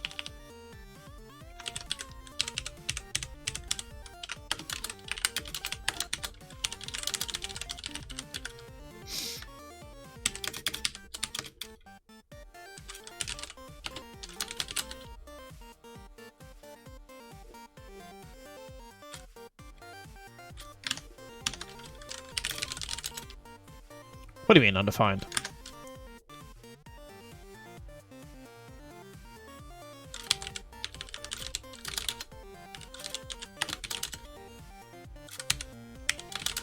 If I can spell it correctly, that'd be nice.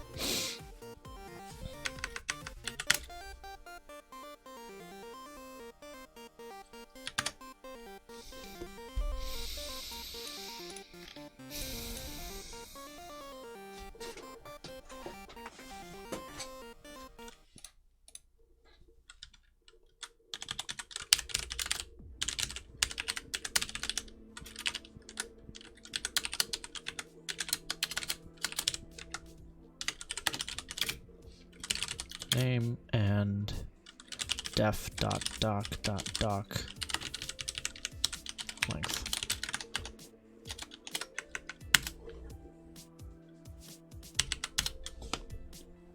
They're all at least one. Why are they all at least one?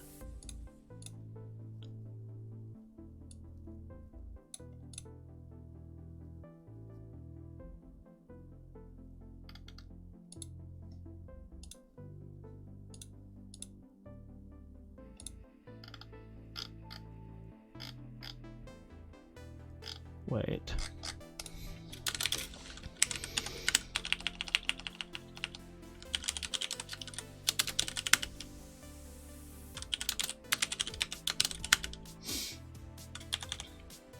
It's 0 there.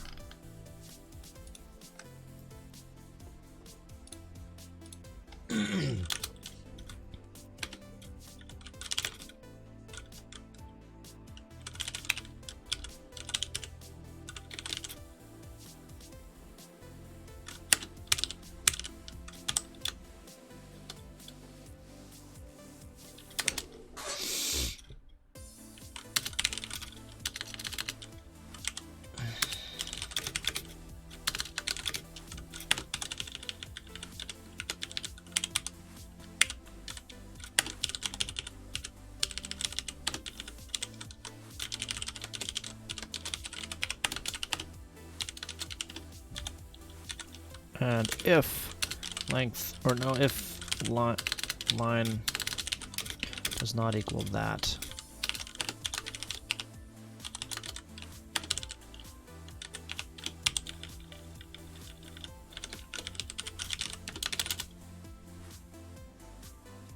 OS seems to have some effect. That's no surprise, really. Because, like, segfaults are an OS thing. That's like, you know, OS specific, isn't it?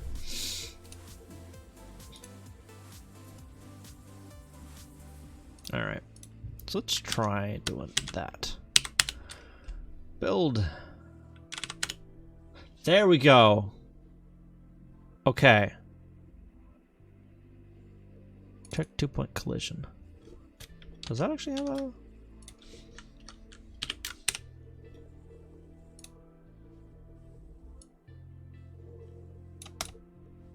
It doesn't...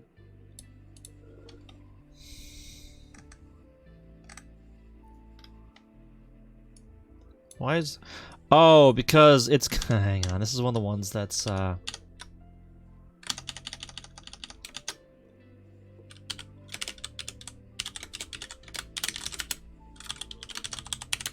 why.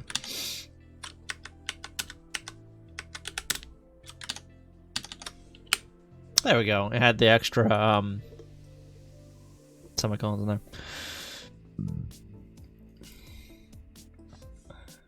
Stack size is different. Yeah, yeah. 2 meg for Windows and 8 for... Really?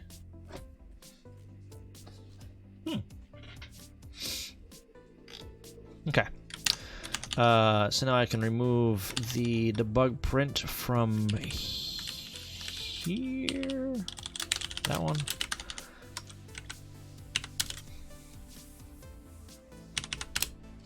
There we go. Here are all my routines that are missing a doc string.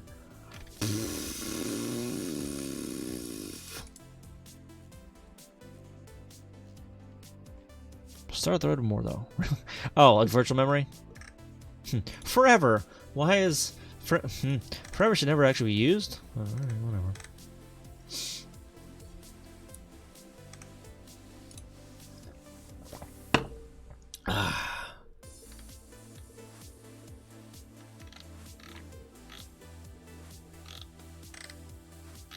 All right.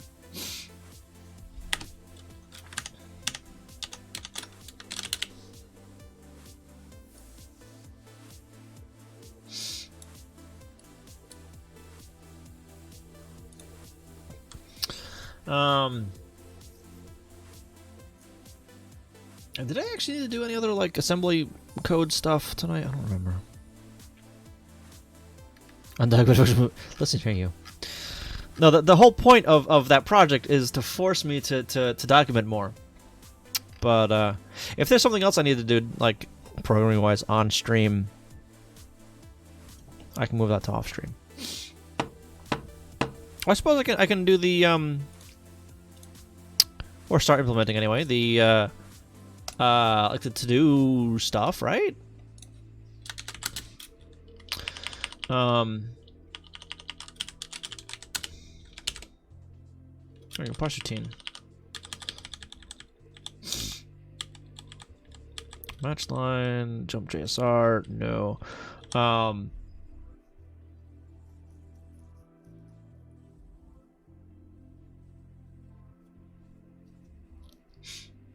Yeah, so where are these guys defined?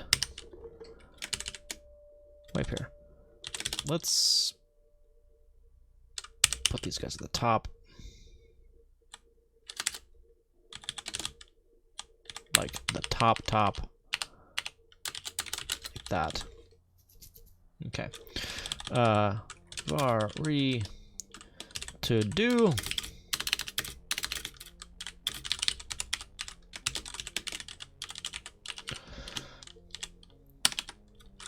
If we've got semicolon and a to do,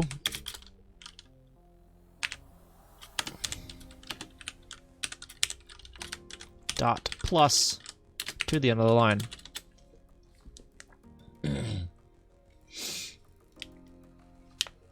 Orc Tamer, how you doing? String roll coordinators does not approve. When do you see that? But how you doing? Welcome. And Sakanako, hello. How you guys doing? And I also want a fix me to basically do the same thing. 35. Or 36 now.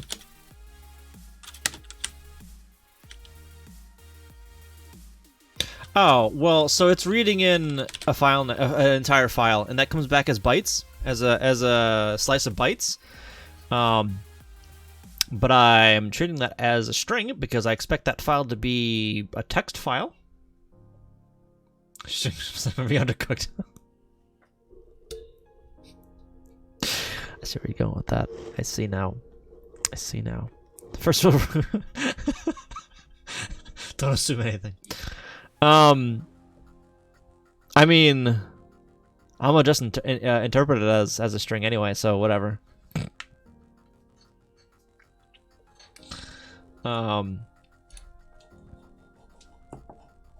Yeah, that's actually a UTF-8 string, or excuse me, rather a Unicode string. I don't know if this. You know what? I think this actually just decodes to ASCII. I don't know if it actually decodes UTF-8, because I mean this is a slice of bytes, and this is just casting those bytes to a string. I don't think it does. I don't think it decodes Unicode with this.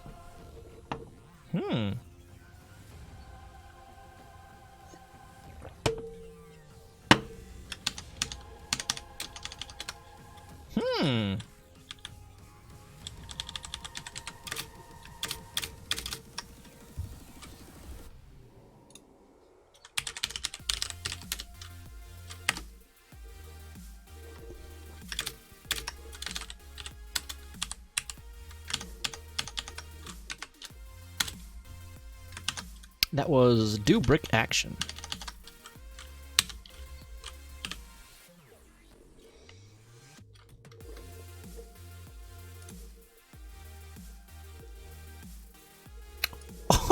Never mind! Look at that!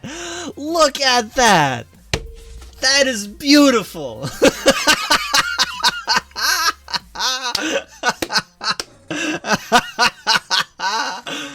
Wow! For a good minute! Oh no! He's still trying to break it, Useless Pony. But, I'll be honest. I was not expecting that at all. At all. Props to Go for decoding Unicode and treating it nice.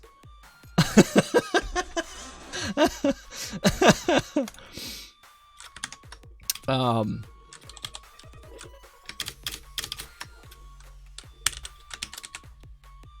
this is gonna be interesting. Okay, hang on. Okay, I need that comma. All right, semicolon. Oh, I spelt it wrong, but or no, did I? Oh, there's no kanji for that. Japanese ASM identifier 1. Yeah, I don't know. Okay, so that's a character I know.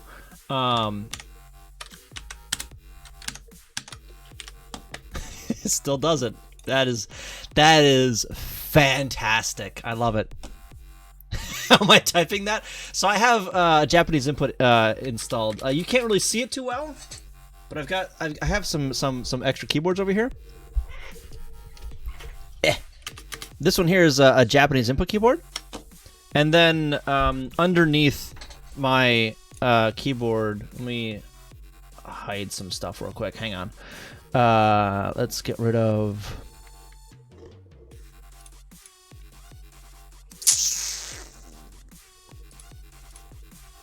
That guy, so you can see my. Don't worry about the taskbar. And then that. There it is. So down here, I've got the language stuff, and I can choose like which input IME I have. So I'm in the Japanese IME, and I just start, typing. And it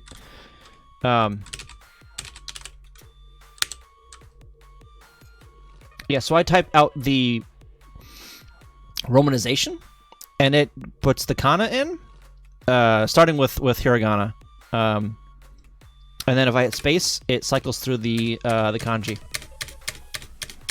I don't know what that one is. Orc Tamer.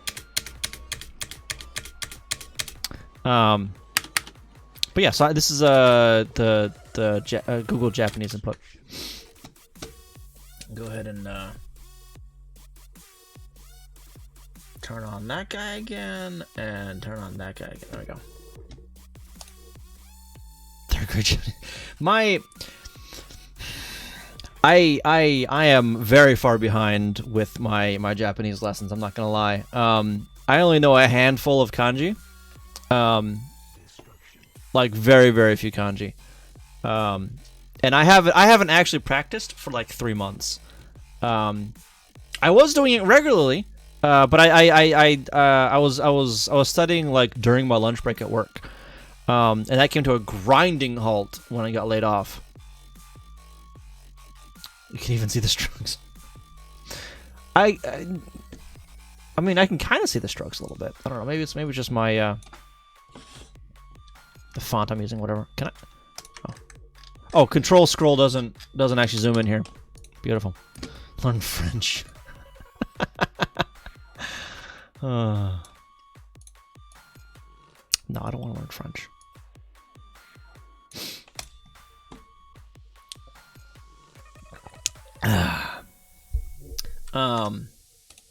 Where was I? All right. But yeah, so I was not expecting that like at all. With that's pretty cool though. This sounds like just a threat learn. Chatterina. I honestly need to like try Chatterina again. I tried it once like a few months back, and there was something in it that was missing, or there wasn't something in it that I used in Chatty. I don't remember what that is though. Buff Sickle, how you doing? I don't remember what that was that I was missing. I'm not even sure if it's all that important, honestly. So I need to try it again. Code my own IRC client. You joke, but I did that to learn Perl years back. So I don't know how to say that. But yeah, I did that to learn Perl a while back. Or no. No, it was the other way around. I used Perl to write an IRC bot to figure out how IRC worked. That's back when Perl was my main language. That before they added templates to the language. My own two in it with Electron. Ew. Yeah, IRC is pretty nifty. I like it. I like it a lot. Yeah. And I found out somewhat recently that the Twitch chat isn't actually IRC. It implements the bare minimum to work with an IRC client. It implements like, yeah, no, it just implements like private message and like join and quit or something like that. It's barely any. So none of the other commands work at all. At all. I've actually tried. No, it is the bare minimum of the protocol. Yeah, it doesn't even have a who or who is or ping or names or any of that stuff. But yeah, it just has like the private message thing, and even that I think it does weird. But yeah, IRC is kind of neat. Multi-billion-dollar company decided to hire Chad from San Francisco Art Dropout College and successors. Yeah. Also, not even using WebSocket is making better chat, right? Fairhaven needs IRC much in general, so I don't know the advanced feature. IRC is actually really cool. Back before, torrents were really a thing.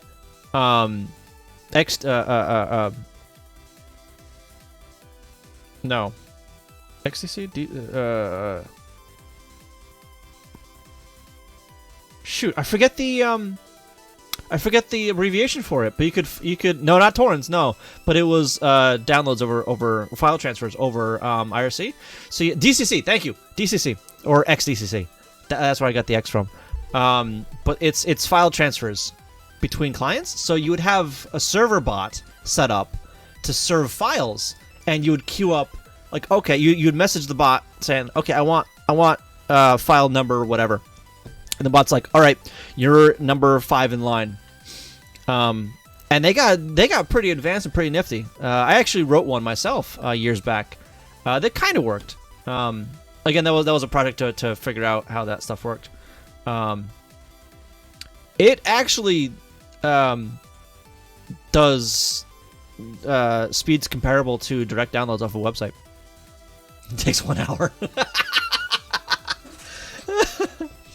I imagine that no, it's actually direct. So it's the way the protocol works for XDCC anyway. I don't know about DCC, but for XDCC, there's some negotiation through the server that gives basically your IP address to each other, and then you connect directly to each other through like a socket of sorts, and you just straight up send the bytes to that person, not through the server.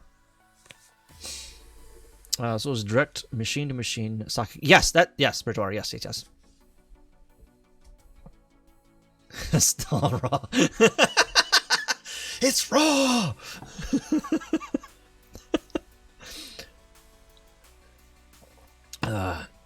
Still works fine with net because the two eyes are separate on net while they're trying to connect to each other. Push will open up. Yeah, there's some hole punching going on, but yeah, it's like sending files. It is. It actually is a lot like sending files with netcat setting. Net punch through. Yeah. Sounds like a good way to be able to hop on a server and DOS everyone. Not entirely actually, because it has to. The initial connection is moderated by the server itself. So you have to like you send out a request to the server, right? To say, hey, I wanna connect directly to you to chat or whatever, right? I wanna directly connect to you, and if the other client declines that, you never get their information to connect. So it wouldn't really work to DOS. Netcat file sending, yeah, that's what Soding said. The Epic Anon. Then I used to be you and the other 20 people at AOL trial lab, right? It's a vibrant on someone else.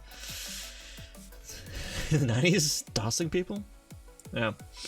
Catch fire ping normally.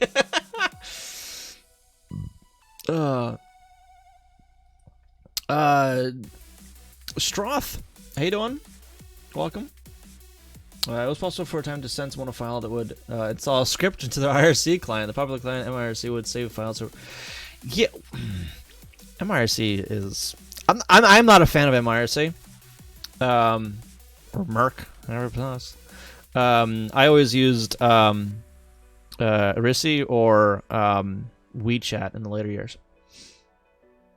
Like dangerous hacking. Oh no, that guy actually got unbanned, by the way. Yeah, he was unbanned the other day, or today or something like that. But that was just baffling when he got banned. I was so surprised. IRC worms. Yeah, that's not really too surprising.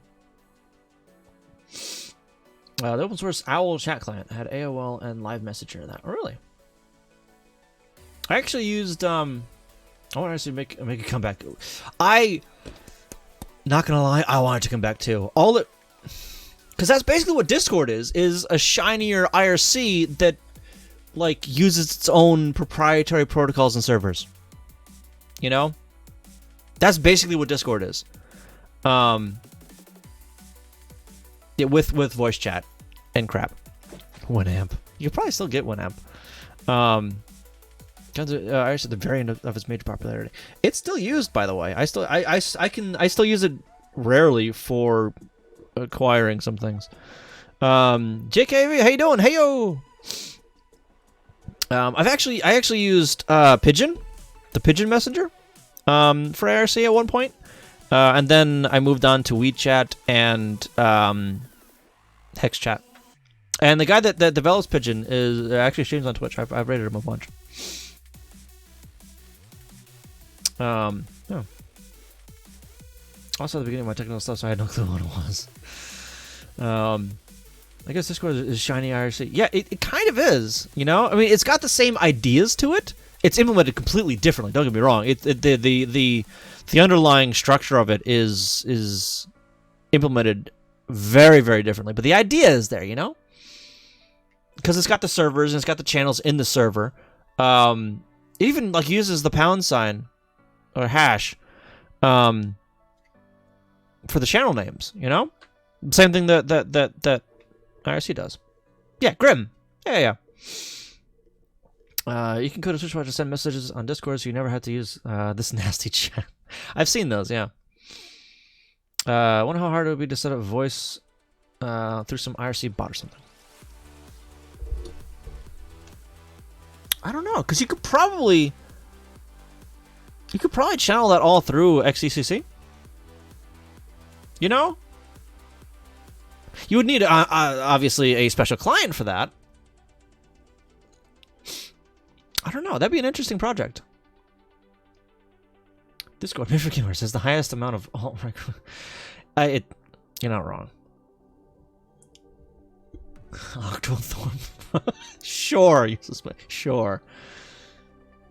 There are popular Discord bridges. Yeah.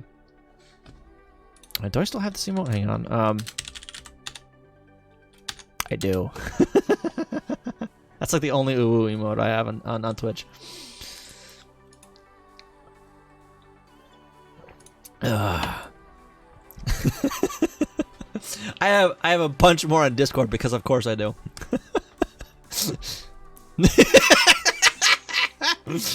Barry's a fantastic guy. He was at TwitchCon and I missed him. I missed his meet and greet by like an hour because when I saw his tweet, I was in line for food. I'm like, well, I just paid for food. I can't jump out of line now because I'll miss.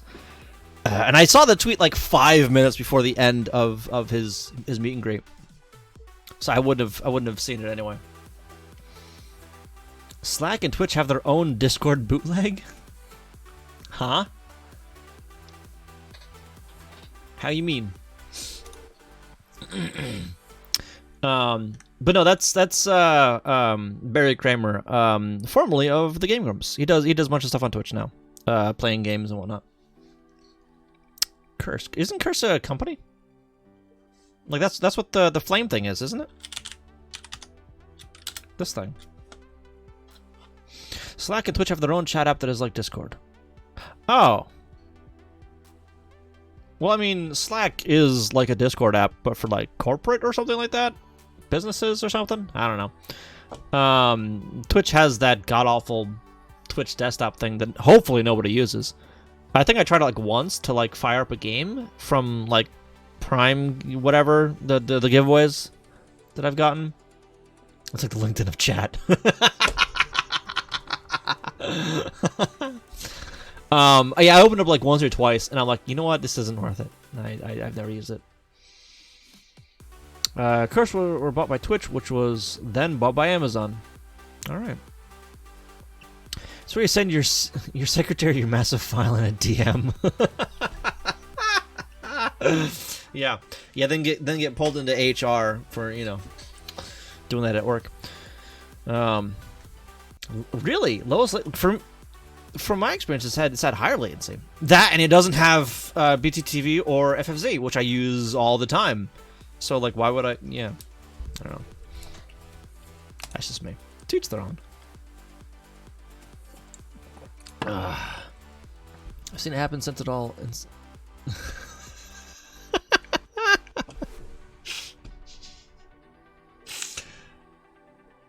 You know, like the worst part about that is I can totally see that happening. Like that's not like even remotely out of the realm of believability. Like that is something that I can 100% see happening.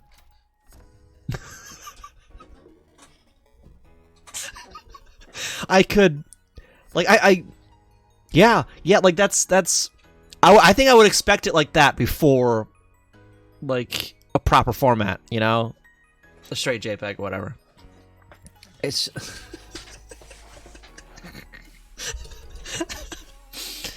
He mass...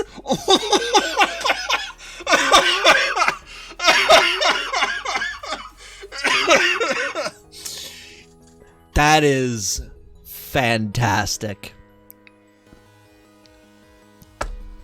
That's fantastic.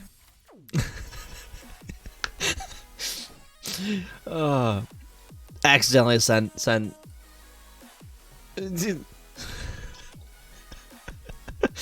Tiff. TIFF? Yeah, okay. I haven't seen that format in a while.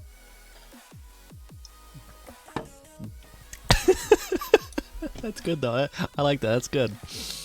Oh goodness. Anyway, what time is it? Almost 10:30. 1.2 gigawatts. How you doing? Welcome, welcome, welcome, welcome, welcome. Great Scott. Let me commit this stuff. Get diff credits.as. This is just the.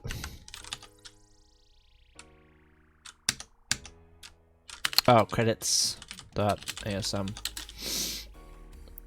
Whatever, I'll add that.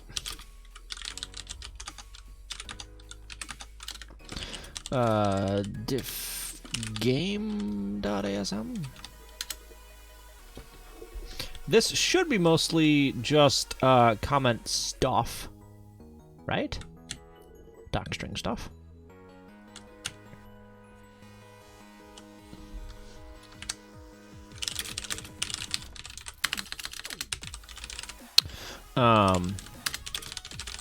What else? What else? What else?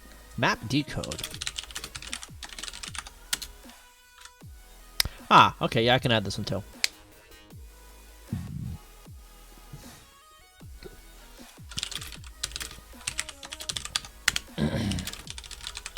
All right. Commit. Start adding proper.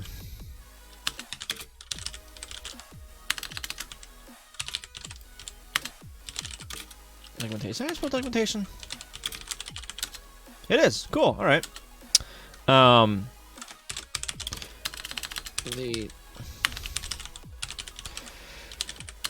documentation is formatted in a way that is parsable.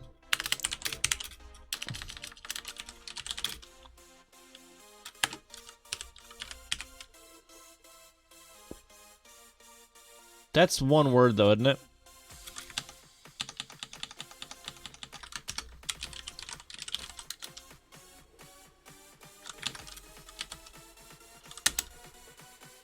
Parseable.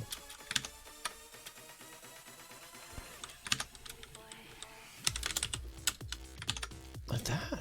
No. How do you... being cause me to associate. Yeah, that's a good one. We're trying to ours to do nothing. Yeah. Parsing, parse.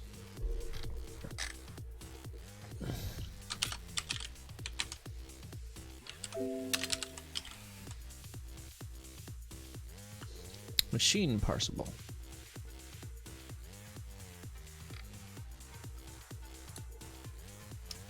Okay. So it's like this. Okay. What's the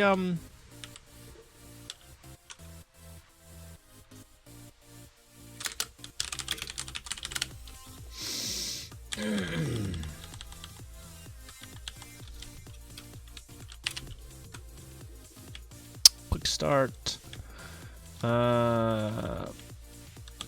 Searching. Add the word under the cursor to a good word for list.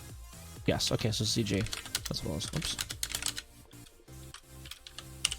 There we go. Parsable by the ASM docs utility.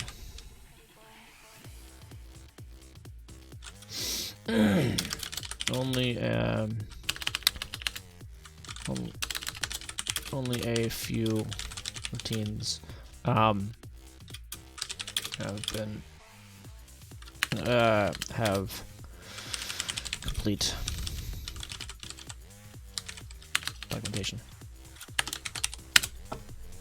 Okay.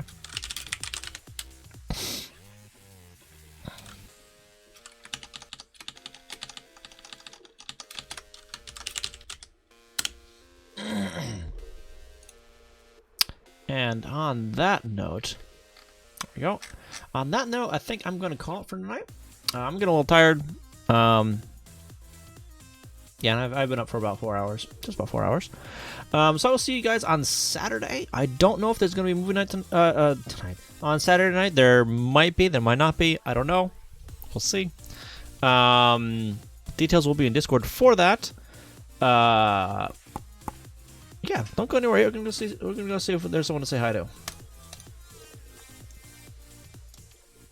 Yeah, I need to like, I don't know, start figuring out the next steps that I need to do for this game though. Because I've gotten a lot of stuff fixed and figured out, but I need to figure out where I need to go next. You know, like the next thing I need to work on. Like that might be implementing power-ups. That might be implementing the gravity into the map format.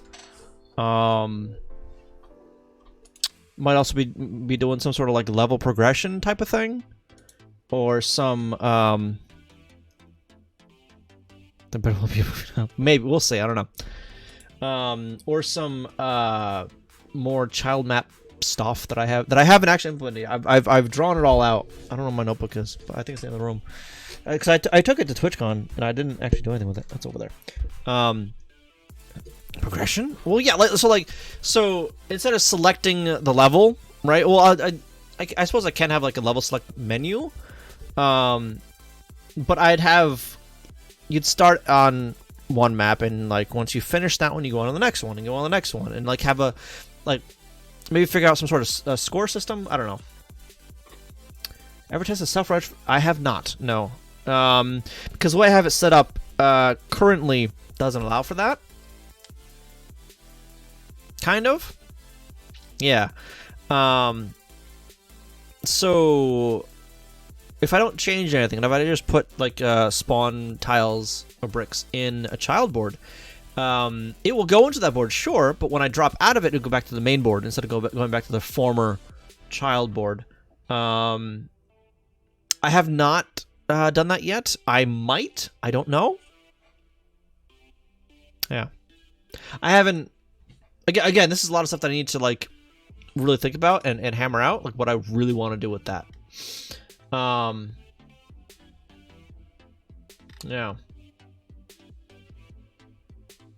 Yeah. So I might go see someone new tonight. Someone that I actually met up with at TwitchCon.